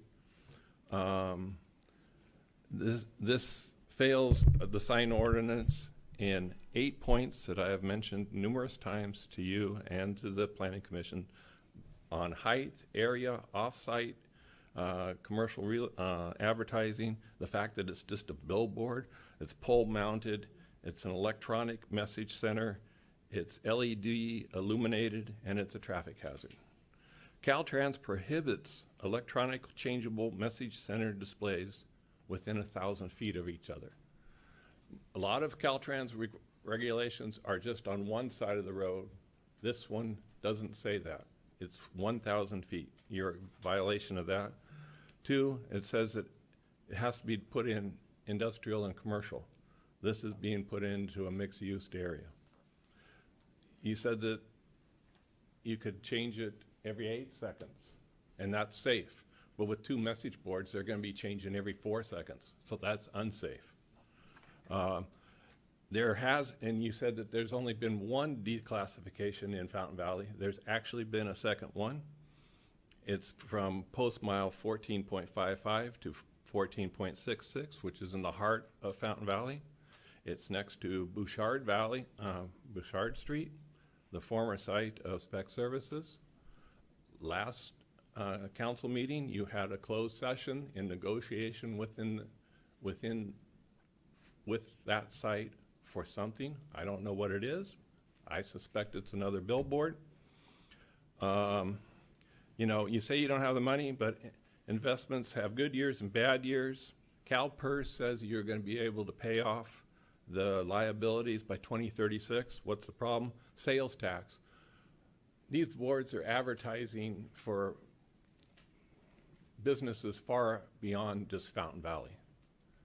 You know, Fountain Valley doesn't have enough businesses for one of these boards. So the sales tax revenue that you're going to get, if you know, from Fountain Valley businesses is going to be lost because you're advertising to places outside of Fountain Valley. You get $30 million a year in sales tax revenue. This is only giving you $500,000. It only takes 2% drop in sales tax revenue to equal the $500,000 a year. Thank you. Next up is Bill Board. Bill Board. Oh, thank you. Yeah, you fell into that one. Greetings, Mayor nice Harper, one. City Council, Okay. public at large. Did you hear the one about the religious skunk that went to church every Sunday and sat in his own pew? A lot of considerations. I have come up here and given impassioned pleas before. This time I'm going to go ahead and be an annoying billboard. Knock, knock. Who's there? Annoying cow. Annoying cow. Boo, moo, moo. So you should have a contest for the crossings. The idea of hiring a consultant, run a contest. The prize could be $100 for your favorite charity. You know, it could be the fountains. It could be anything. Passengers will please refrain from flushing toilets while the train is in the station. Darling, I love you. Let's go walking in the park and goose the statues in the dark. If Buffalo Bill can take it, why can't you? Excuse me, do you have any comments about the billboard? Yeah, I do. The cell privacy screen. He held it up. He said the privacy screen, it's no worse than if you're looking at your cell phone. You can move your cell phone on a privacy screen. Who's supposed to be holding a cell phone driving a car? That is unsafe. That is illegal. There's a reason for that. It's distracting. It's distracting. I have been hurt, damaged. I've had vehicles totaled by distracted drivers under no circumstances like this with ads flashing from both sides.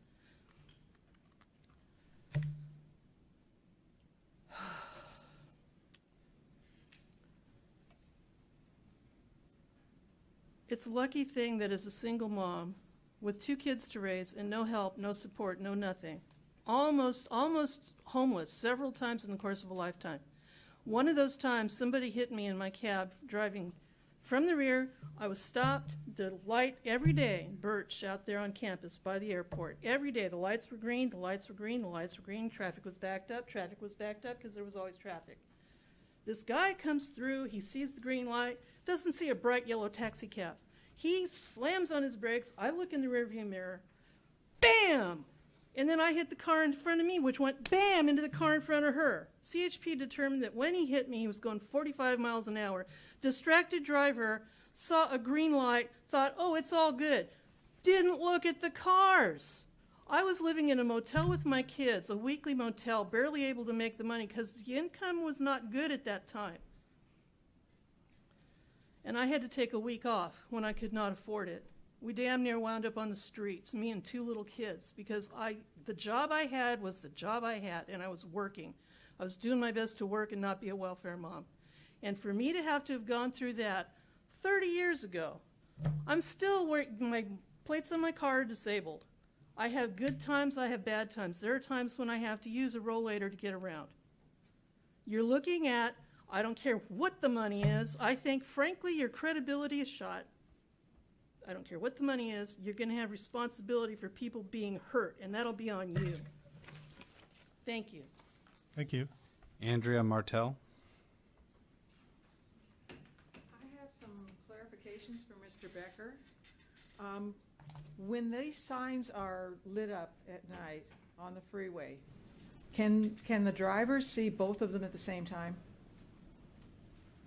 With the louvers, as they're approaching these 2 signs that are right opposite each other. Oh, excuse me, Ms. Can Martelli, they you see need them both to simultaneously? address your comments to us. We can save it up and Okay, we'll I would answer like them to at the know end. from Mr. Okay. Becker, and you can ask him, Well, if people, when they're driving on It's the Mr. freeway. White, but we can ask him. see both of the signs at the same time. Okay.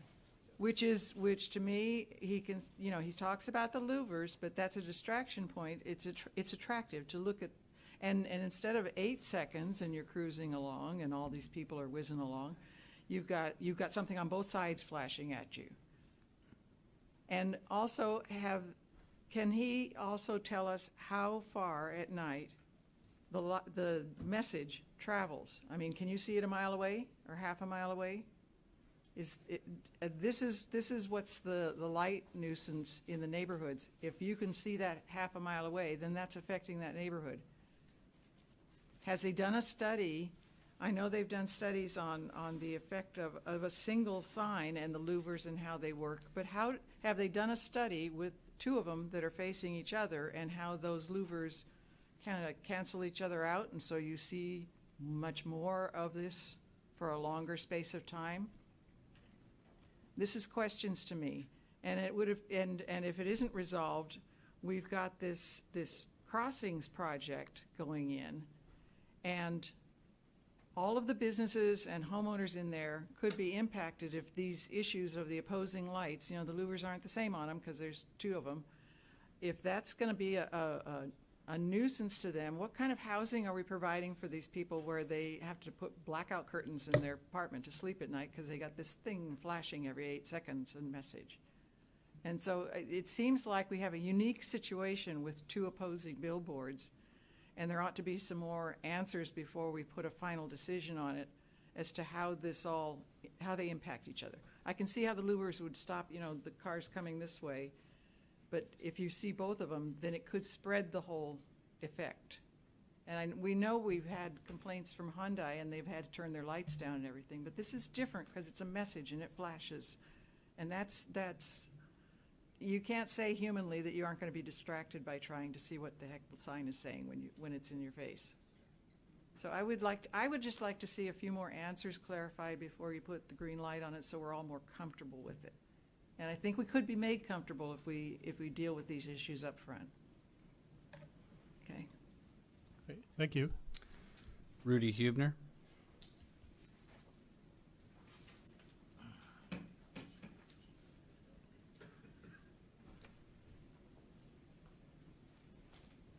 Good evening, Mayor Harper and members of the City Council. I'm Rudy Hubner, longtime Fountain Valley resident, and I'm here to speak in favor of this project.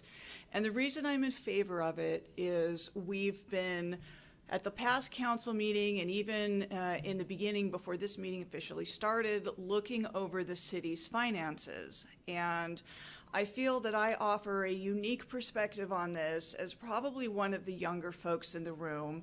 We're talking about this 40-year agreement, and I know that I'll be here in 40 years. Granted, I'll be a much older woman, but I'll still be a resident of Fountain Valley.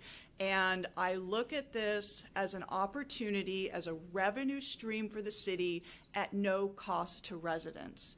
And as we're faced with our regular operating budget, we have our general funds, we have the unfunded pension liabilities, we have all of these responsibilities, And this is a great opportunity for us to be fiscally responsible, to make prudent financial decisions so that 30 and 40 years into the future, I'm not the one that's having to have my taxes raised because of poor planning. We have an opportunity in front of us to set up the future so that there doesn't have to be any further taxes on residents to help fulfill the city's financial obligations. And as an addition, I like the fact that the city's also being given a free opportunity to advertise for all of the upcoming events that we have going on. And just as an example, we have our tree lighting coming up. We have holiday ceremonies coming up in December. We have our Lunar New Year festivity that's in the beginning of the year. We also have the egg hunt. We have our great summer activities with Summerfest, concerts in the park, movies in the park. These are all opportunities for secondary sources of revenue, that's sales tax revenue, because more folks are going to know about events happening at Fountain Valley, and they're going to come and they're going to shop and they're going to dine in Fountain Valley. And so I think that as you're considering this motion tonight, to please make that financially prudent decision and set us up for success in the future. Thank you. Thank you. Tracy Cameron.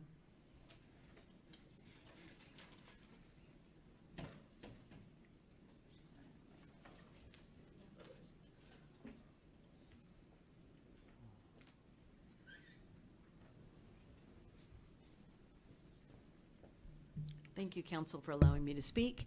My name is Tracy Cameron, and I really don't need to say a lot because I agree with everything that Rudy said. One of the things that you discussed tonight was the financial shortfall that we very well may be in, regardless of the fact that we have passed HH. It would be fiscally irresponsible to turn down the opportunity to earn, with basically no effort on our part, this many, many millions of dollars. It seems to me completely inexcusable that you would say no to this opportunity. Because we have, my only concern throughout this process has been addressed, and that is that we have the opportunity to control what is said on the board, so that nothing that we feel is not culturally or any way inappropriate in our town.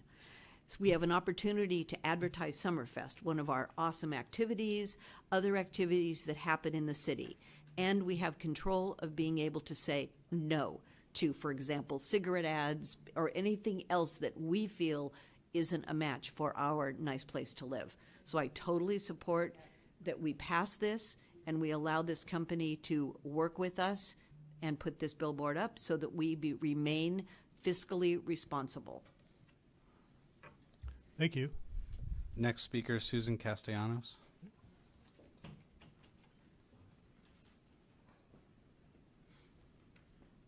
Hi, good evening, Council. I just want to take a moment to let you know that people in Costa Mesa within 500 feet also got this notice, and I noticed that none of them are here. Even if they're commercial, they got this notice. This is actually one of them. I want to support this board. I'm here on behalf of the Chamber of Commerce. I currently am an ambassador and will be put on the board in December, and they wanted to just state that they are also in favor of this board and fully support it. And it's just a fiscally great decision with no impact fiscally to our residents, and nobody in a home can see this. So it's just makes basic sense to go forward with this decision. Thank you. Thank you. I have no further requests to speak on this item. Okay, I'll close the public hearing. Yes, any additional comments, questions from the I council? do. Okay, yes. Mayor Pro Tem. Okay, so I found what I wanted to say about driving distraction. So the National Highway Traffic Safety Administration, known as the NHTSA, stated there was a 10.5% increase in traffic fatalities in 2021 over 2020. The agency estimated that 42,915 people died in motor vehicle crashes last year, compared to 38,824 in 2020. This represents the highest number of traffic fatalities since 2005. So about California, there's a little I'm sorry, part. just curious, you brought that up, a question on that. how many of those were caused by billboards? Well, this is in regards to billboards. No, you didn't say anything about billboards on there. Yep, well, I'm sure, Well, let her it's finish, relative. please. Thanks. So the last part is, in California, the report is particularly troubling. Traffic deaths were up 10.7%, the second year in a row for the state to show a sizable increase. California led all other states in the nation with an estimated 4,258 traffic fatalities, representing, quote, a crisis on our roadways, according to state transportation officials. I mean, we all know that people are driving while distracted.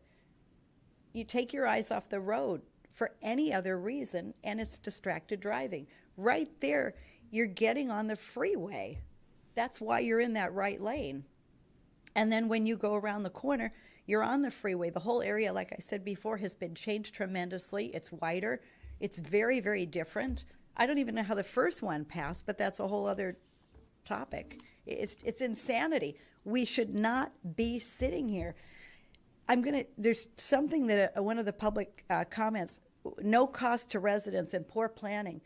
This is a tremendous cost to our city in a negative way. We're shooting ourselves on this. This is tremendously poor planning.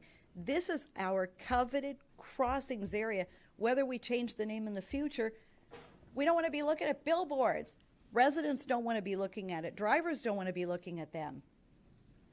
And I get that. And I think something that the staff should have explained is that the crossing specific plan is a little bit different than the citywide ordinance about billboards, if I'm correct. I think it would be great for somebody from the staff to elaborate just a little bit. But this is a no. And I don't care about the money. This is not good, lucrative funds for the city. We're going to be fine. We're going to look into our numbers. We don't need this. This is going to be a huge problem. And I personally will pray that the other one, the out front one, does not come to fruition, because it's a terrible mistake. Thank you. So I have a question that you brought up all the numbers, et cetera. It's not me ringing. Anyway, the number, the increase can be explained, though, because in 2021, people were working from home. There were less people on the road. So, of course, there's a huge increase in 2022 over 2021. You know, I'm not saying, you know, your talk about Euclid and all that, I'll give you, you know, that's valid. But some of the other points you're making, one has nothing to do that we know of regarding billboards, the number of accidents. And two, it's, you know, a year after the pandemic. So if you're going to give facts and you can give numbers, just make sure it ties to what we're talking about. Well, I have older numbers here, but I don't think you want to hear about 2010, quite frankly. It's distracted driving. This is what the topic is. Okay, any other comments from the council? Councilmember Bowie. Okay. Thank you, Mayor. So I do have a few comments. So what I'm hearing tonight from most of the audience here at the City Hall and on the Zoom meeting is I hear on two key issues. One of them is distract drivers. The other one, lights that might impact the neighborhood.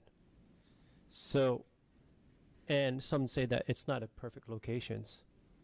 So I want to bring those points up.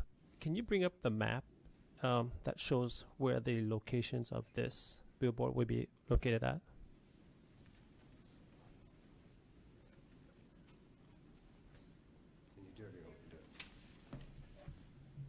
Sorry, you wanted locations of the billboards? Yes.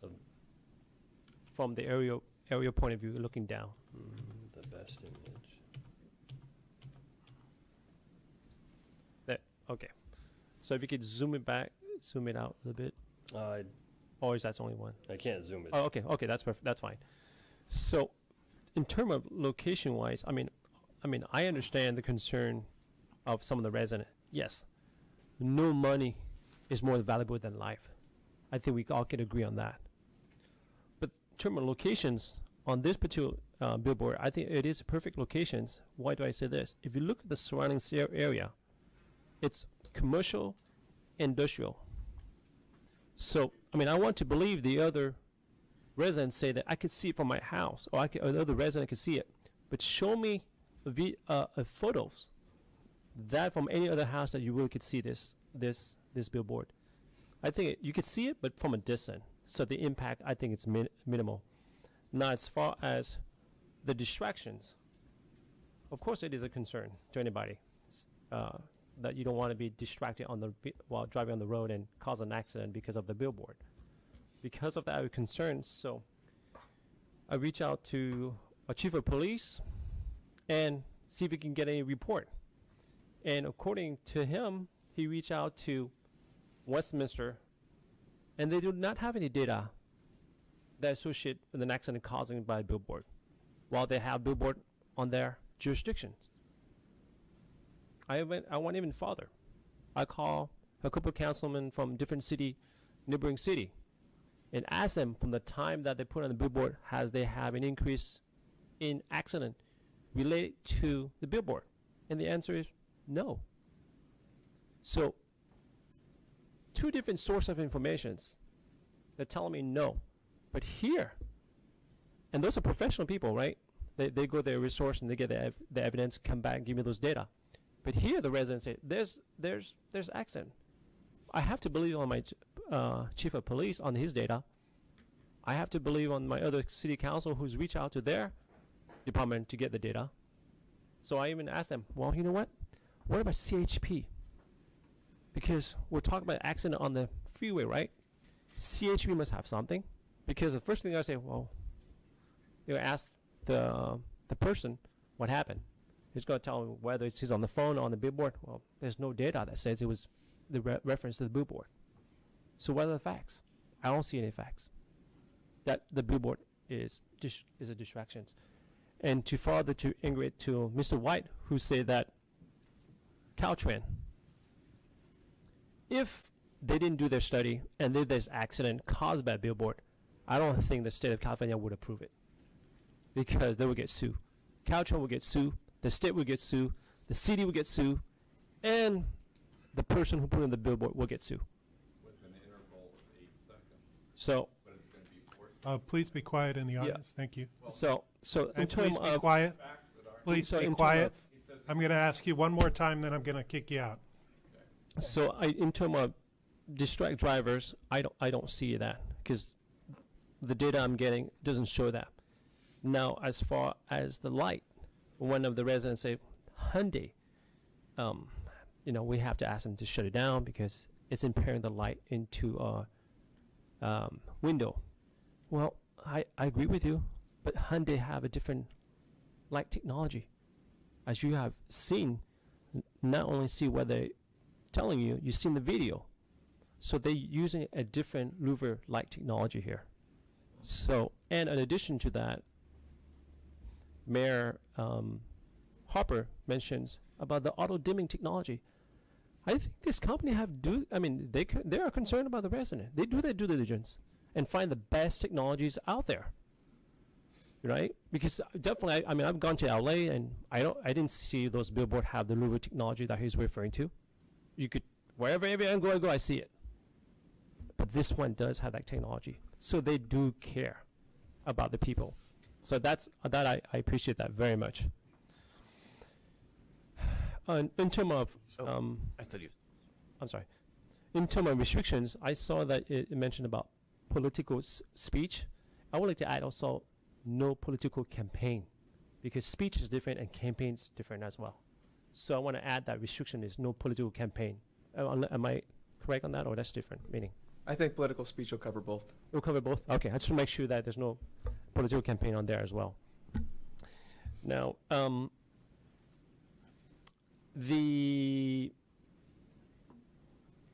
what I want to see, that's the only two things I'm hearing tonight. Is light impacting? I don't see that. Distract drivers. I gave you the example earlier. Now, unless I'm hearing something else different, but other than that, I don't see it. Now, 40 years, Mr. White mentioned it's a 31 million for the revenue. I'm just curious, if we do it 30 years, how much is the revenue? I'm just want to know. Do we have approximate? I'd have to pull out Excel. Okay, all right. Other than that, I don't see any other issues. Okay, Councilmember Grandis. Yeah, I'm sorry, I forget your name, but you asked some questions that I think you write it down. Andrea Martel. Andrea, Ms. Martel, you asked some questions I think deserve some answers. So, Mr. White, first question is, if you could come up, please. How far from the billboard can you see the billboard? Like if you're on the freeway, how far down the freeway can you see it?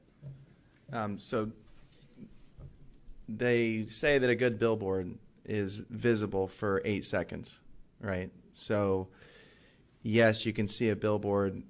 So 8 seconds at 65 miles an hour, from what I remember, is about 900 feet, right?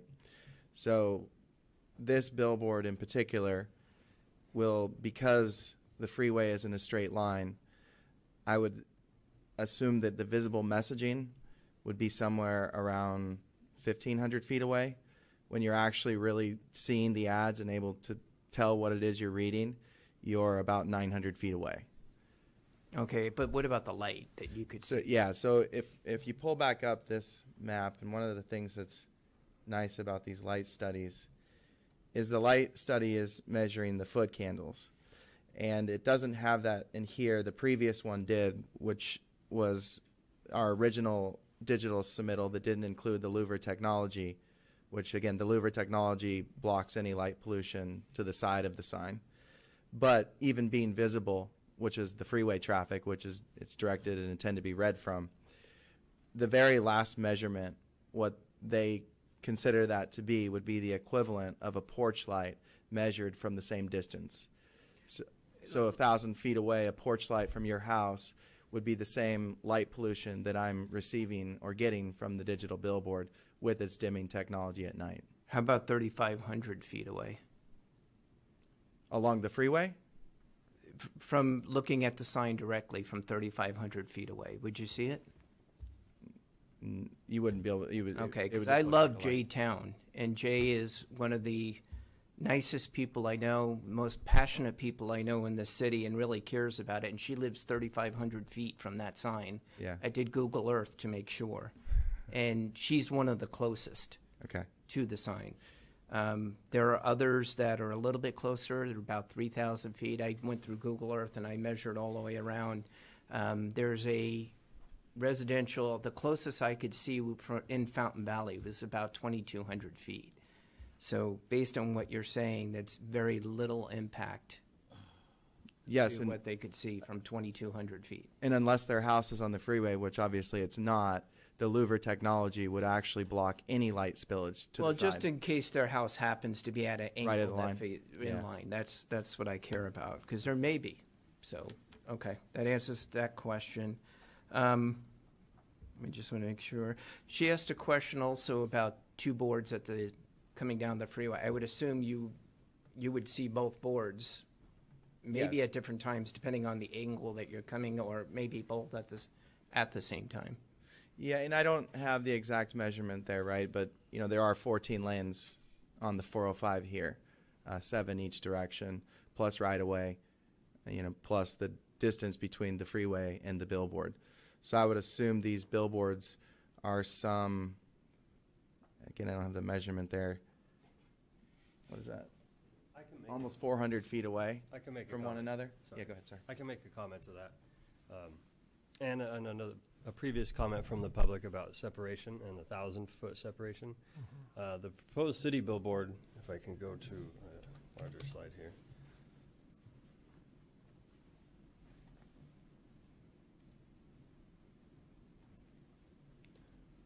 The proposed Becker's billboard is right here.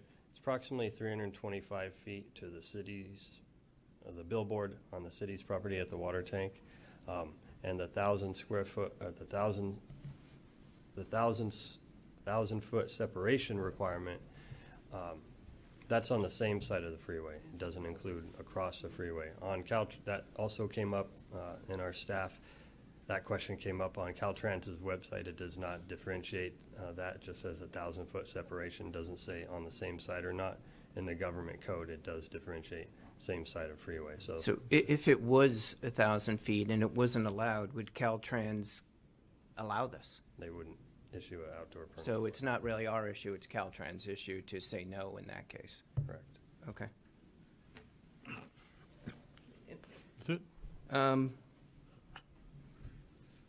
So that's all the questions I have for you, Mr. White. Appreciate it. But the one of my concerns is I don't think anybody here trusts the state of California. You know, and the freeway is owned by the state of California. It's not owned by the city of Fountain Valley. And one of my big concerns is what happens if the state decides tomorrow to say, you know what, look at all this revenue we have. We're putting the billboard there instead, and they get the revenue. So to me, I would rather we do it before the state has a chance to do it, because anything that's there will be grandfathered. And I fully expect when they start seeing the millions of dollars, you know, between these two boards, first year alone, I think we're getting, what is it, almost $1.3 million in combined revenue. You don't think the state wants that money? So I think we need to act while we can before the state comes in and takes that over. That's one of my concerns about not doing it. We talked about all the different revenue things. Mayor Pro Tem Constantine said, and others, why Fountain Valley? Guys, you don't understand. Orange County is the 37th largest economy in the United States. You know, we're bigger than, I think, larger than 37 states. You know, if you don't think we live in a metropolis and the 405 freeway has 14 lanes of cars because they're full, you're mistaken. You know, there's a reason he wants this board here. It's not because of Fountain Valley.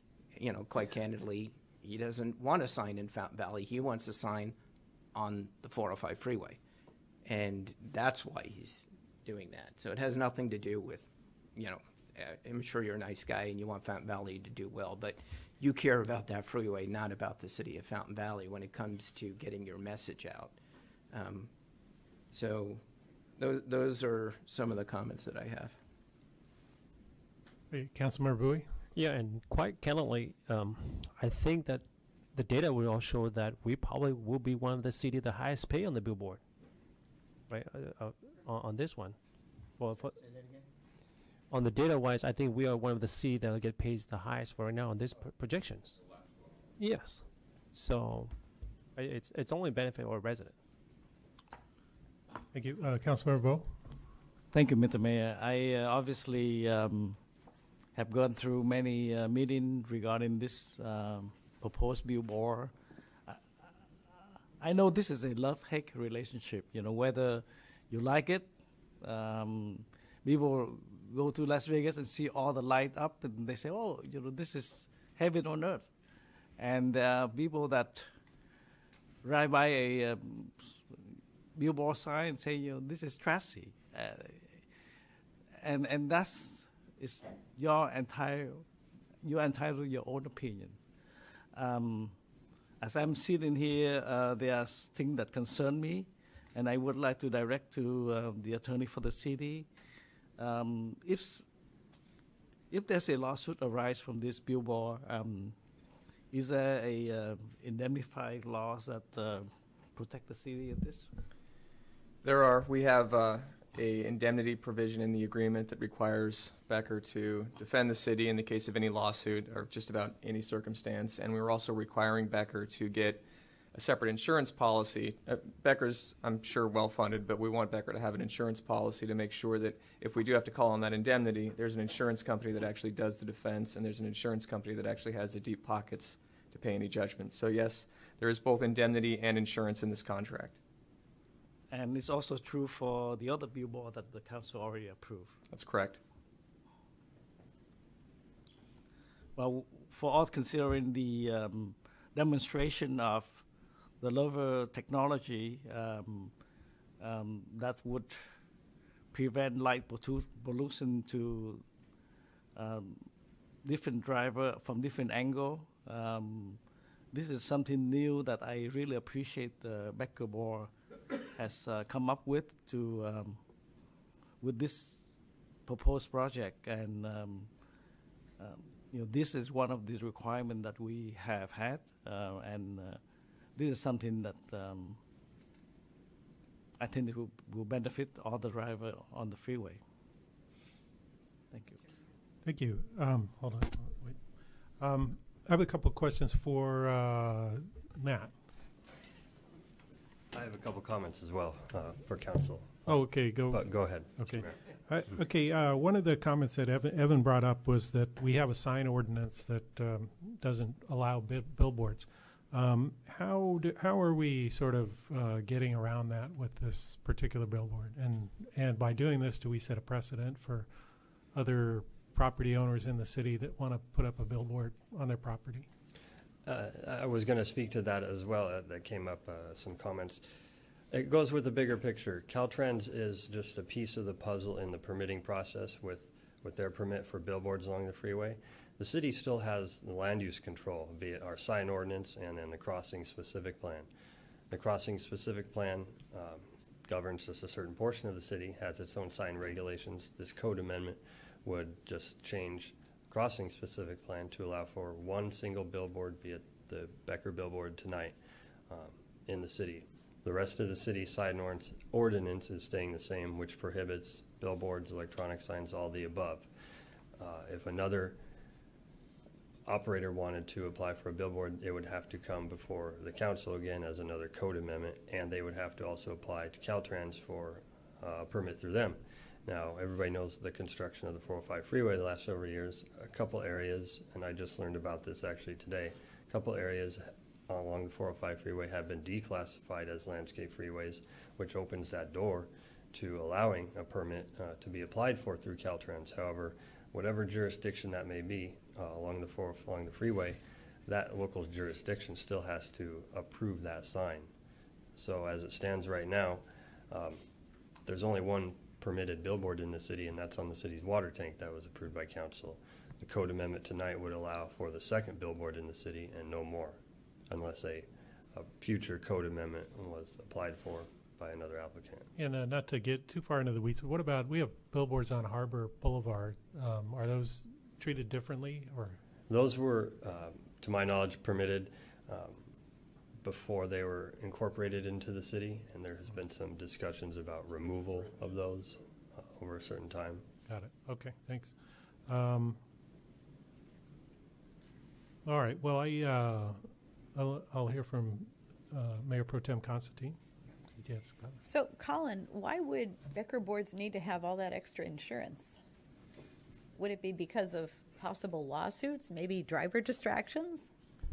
We require insurance on every vendor contract, every public works contract. The contracts that you approve tonight, they would all have an insurance provision. The rationale for insurance is when you're dealing with a business entity, the business entity can exist one day and not exist the next, or they can still be there and they just don't have the funding to defend a large lawsuit against some large entity. And insurance is there because you never really know what could happen. The concern for this, the insurance policy that was added to this is one that is a standard policy compared to our vendor contracts, and it was put in as basically a standard provision. Thank you. And I'll call Matt Jenkins. Did you have additional comments you wanted to make? No, I'd just expand on the permitting process. Going back to, again, another code amendment would have to be brought before council to allow for a third billboard in the city. So, and to clarify, the 1,000-foot separation was for signs on the same side of the freeway. Okay. And any other questions council may have? Thank you. Just curious of the council, as far as the term of the contract, the 40 years, my primary, I guess, thought is that's a long time. And, I don't mind having a 40-year contract, but because we have a 15-year sort of initial term with the other one, I'd propose maybe having a 15-year initial term and then it renews for another 15 plus 10. So we still have 40 years, but after 15 years, if we decide that, this is terrible, we made a huge mistake, then at least we have a kind of an off-ramp after 15 years. So I just want to see. So, Mayor, are you proposing a 30 years plus one option of 10 years? No, I propose 40 years, but it'd be 15 first term, 15 second term, then 10 or 20 and 20, something where there's a earlier time to to exit. And I guess I'd have to, want to get feedback from Mr. White on something like that. Yeah, this was something that Omar had contacted me about earlier this morning, and I had the chance to speak with my business partner on that. I think it would be fair to match the city deal, so the same term, 15 and 15, we would be fine with. Okay. What about, okay, so we do 15, 15, 10 if you want to keep the 40 years, yeah. Yes, of course, that'd be fine. Okay. So we're doing 15, 15 with an option 10? That's what I would sort of propose, but I want to see what the other council members think. If it's okay with Mr. Wade, as long as the dollars don't change, I'm good with that. Do we need to amend any of the contract documents, or can we approve it tonight and then amend it later, or we need to redraft everything? It's a simple redraft, and a development agreement has to be adopted by ordinance, so it takes 2 reads anyway, so I can make that change and bring it back for the second read. Okay. All right, well, I guess from my standpoint, I just first want to say thank you to Mr. White. I know you've been at this for a long time, and really appreciate all the accommodations you've made from both, I'm sure, your property owner to the city and everything, and I just want to say we really appreciate that. And thank you guys for the opportunity. I mean, it's been a long haul, but, I think in the beginning I understood the common goal, and it just took us, several years to get there. Yeah. So, I think we all listened to each other. I think we all acquiesced to some extent, and I think the deal before you is a very favorable deal to the city. Yeah. So I think it's going to benefit the city for a long time. Thank you.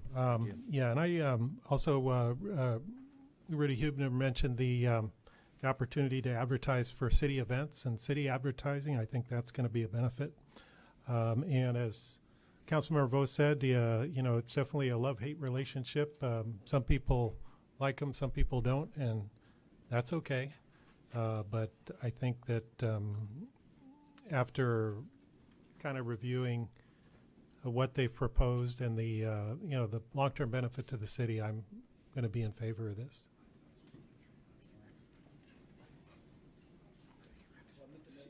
Yep, go ahead. Yeah, Mr. Mayor, thank you. Well, obviously, as we are sitting here and try to make decisions about this proposed project, things are coming to my mind. When I first elected to City Council, 2010, the city annual operating budget is $35 million. In 12 years now, we are operating at $75 million. And tonight, with the budget study, we're looking at shortfall. So I'm looking at my own household. Let's say if I don't make enough income during my daytime job, I could drive Uber and try to supplement income for my family. But I cannot drive Uber for the city of Fountain Valley to make the income. And I'm responsible. I'm entrusted with the responsibility to make sure the city is financially sound. And I looking at pro and con, every single letter, every single email that's sent into the city, to the city council, to oppose this project, to pro this project. I have read through every single one of them. I have heard all your comments during the planning commissioner meetings, and tonight, people are coming up and say yes and no to the same projects, and I do appreciate your comment. That's what we are here for. We are here to hear both sides of the argument, but the responsibility is rests on my shoulder and this council to see if we can move forward with this responsibility. So with those comments, Mr. Mayor, I'm going to make a motion that we approve and adopt the following. Item A, approve the attached resolution for the City Council of the City of Fountain Valley approving an MND/MNRP in accordance with the CEQA guideline. And Item B, approve an introduction and first read on ordinance approving CA 19-06. And item C, approve an introduction of and first read of an ordinance approving development agreement with the City of Fountain Valley and Becker Small LLC for the construction of the new 73-foot tall EMC with 2 display. And Mr. Mayor, the ordinance titles are slightly different than the agenda, so for belt and suspenders, I should probably read the ordinance by title only. For belt and suspenders? Yes. What is that? It's a legal term. Okay, all right, go ahead. The first one is an ordinance of the City Council of the City of Fountain Valley approving Code Amendment Number 19-06 to amend the Fountain Valley Specific Plan, Section 2.9.1B2, Special Signs, and adding FVCSP 2.9.5.v, Electronic Message Center Sign EMC. And the second ordinance is an ordinance of the City Council of the City of Fountain Valley approving a development agreement between the City of Fountain Valley, BSP E405 LLC, and Becker Boards Small LLC for the construction of a new 73-foot tall electronic message center EMC sign with 2 displays located on private property at 18375 Euclid Street. And can I request that we put in instead of the term of 40 years flat, we just do 15, 15, 10? I will make that change and bring it back for the second read. All right, we have a motion. Do I hear a second? I want All to right, make a little comment before we vote on this. Okay. For the public who didn't get a chance to follow the planning commission that was held 2 weeks ago, the planning commission board also believe this will be good for the city, and my understanding the vote on that was 4-1. So just want to share that to the public. We don't make decisions, but like for reason like campaign contributions or whatnot, but we also listen to the planning commissions, and they favor this project. Just want to let the public know if you didn't get a chance to view that. Thank you. Okay. I will go ahead and second the motion. I did want to ask Omar for there were a couple of recommendations from the Planning Commission as far as using the up-to-date low light technology and also specifying the height from the existing grade. Has that been incorporated into this version of the? I'll defer that to Matt. Yes, and in one of the conditions of approval is to submit a study showing the light after construction of the sign. And well, I don't think that's it.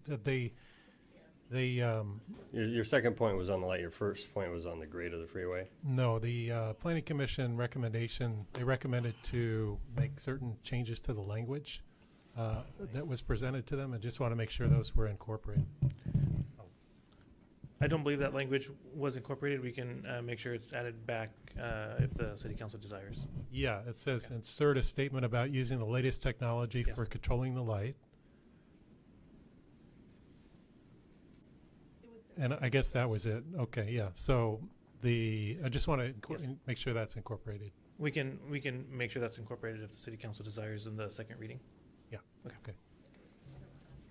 I thought there was one from the existing grade, but then they decided not to do it or something. Right. It was in it says here. Well, you guys have it in writing. Yes, if we can please incorporate it. It says to add general language to limit light technology and to make a correction, Exhibit A, page 5 of 6, from 85 to 73 feet maximum height and a state height above ground level. Yeah, so I would just. That's the one. So if it's the desire of the City Council to incorporate it, we will incorporate it. Yeah. Okay, so we have a motion and a second. Any further discussion? Well, Mr. Mayor, I just want to make one comment that since we are entering this contract for 40 years, Madam Rudy, I won't be here in 40 years. But I believe this is one of the decisions that I have made, and my children will be proud. One day they will ride by 405 freeway and look at the sign and say, my dad, my grandfather vote on this, and this will brought the benefit to the city. Thank you.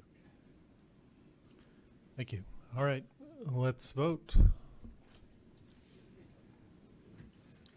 Item 9 passes 4-1. All right, thank you. All right. I got mine plugged in. Oh, yeah. A book? Oh, yeah, here, you can plug it in. All right, no, that's not it. I know. Not yet, not yet. Okay. We still got 2 more. All right, next one is administrative item is approve a mailing of Prop 218 public protest hearing regarding CPI increase for Republic Services. Presentation by Hajan. Yes, Lee? good evening, Mayor and members of the council. This item I bring up before you is a CPI adjustment for a consumer price index increase for and Prop 218 notice. We have a franchise agreement with Republic Services for solid waste collection, and every January they get a CPI increase. And typically, as a part of the franchise agreement on Section 6, 7, and 9, we negotiate in good faith, and typically what Debbie, Kelly, and I've been able to do is negotiate in good faith and choose lower of the 2 indexes or indices. We have one that is local, Los Angeles, LA, Long Beach, and Anaheim index that came in at 7.87%. And the national index for trash and garbage collection was at 4.63%.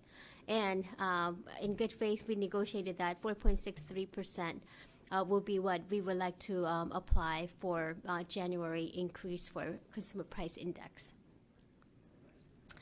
And just for comparison-wise, consumer price index for Huntington Beach, I believe they went into effect in July, was 9.33%, and Seal Beach was 5%, and what we are proposing for Fountain Valley is 4.63%, just for the comparison of any local cities adjacent to us.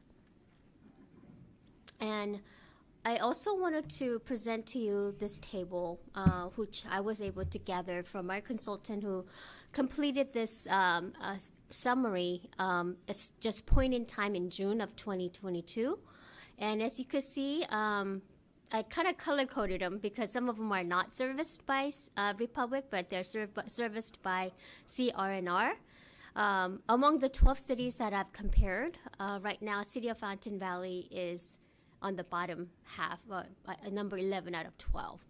And there's lots of notes on here because each city have different contract dates and different negotiation times when they apply the CPI and such. So I kind of noted that on the side. So many of these rates might be increasing once they finalize SB 1383 rate increase. Fortunate for us, we started that negotiation early and we settled that early. And I think to our credit, we were able to get a good price before the consumer price index started to skyrocket. So I am pleased with our negotiation with with Republic and their willingness to work with us. So if including the SB 1383 rate increase and CPI adjustment, it will be currently our customers are paying $26.25, and our residential rate would increase to $27.40 and $24.03 for senior after CPI adjustment. And what staff is asking tonight is this is a notice that will be going out if council so chooses to authorize the staff to mail this out. So this summarizes what the notice is about, what the CPI is, and as you can see on this effective date, this will go into effective on the next public hearing will be July 17th, or it will go effective on July 18th. And this will be something that council would authorize for us to negotiate for the next 5 years. And any subsequent years, staff will bring it back as a informational item so that we don't have to perform Prop 218 every time we have a CPI adjustment, because per their contract, they have a right to adjust for their cost escalation for doing business. So this one is for the next 5 years, starting in January of 2018 to 2027. And staff request that council authorize staff to mail the notices for Prop 218 public protest hearing regarding 2023 to 2027 CPI increase for Republic Service for trash collection rates. If approved for mailing, the public hearing will be held on January 17th, because January 3rd, we will be dark. We would not be having council. Council will not convene for January 3rd meeting. So the earliest we could hold public hearing will be January 17th. Okay, thank you. Any questions from the council? Councilmember Bowie? Thank you, Mayor. So I just only want to make a comment. First of all, Director Hedgen, great job on this, negotiating the best rate possible. And also, I want to thank you, Debbie, from Republic, willing to work with our city and give the best rate to our residents. I want to thank you both for that. Yeah, thank you. Yeah, Debbie is representing Republic. She's also here to answer any questions. Thank you. I had just a question on the. So normally we do public hearings every year, or no, every 5 years. Oh, just every I believe, 5 years. there's a little bit of a difference between solid waste and water and sewer public hearings. For typically water and sewer, we try to do a rate study about every 5 years. We waited for water and sewer rate study because we wanted to finish the general plan update, because that changes the housing element and density. That intensifies our water and sewer usage. And after that, we want to do a sewer master plan. So we're running a little behind. Typically, we've done this concurrently at the same year. Okay, thank you. All right, what's the pleasure of the council? Mr. Mayor, I move that we approve the item as presented. I'll second. All right, motion a second. Let's vote. Item 10 passes 4-1. Thank you. I just want to ask, do you not think they deserve a rate increase, a CPI, or you're just going to vote no on any kind of rate increase? It's good, and I appreciate Republic very much. I just don't believe this is a fit for our community. I really don't.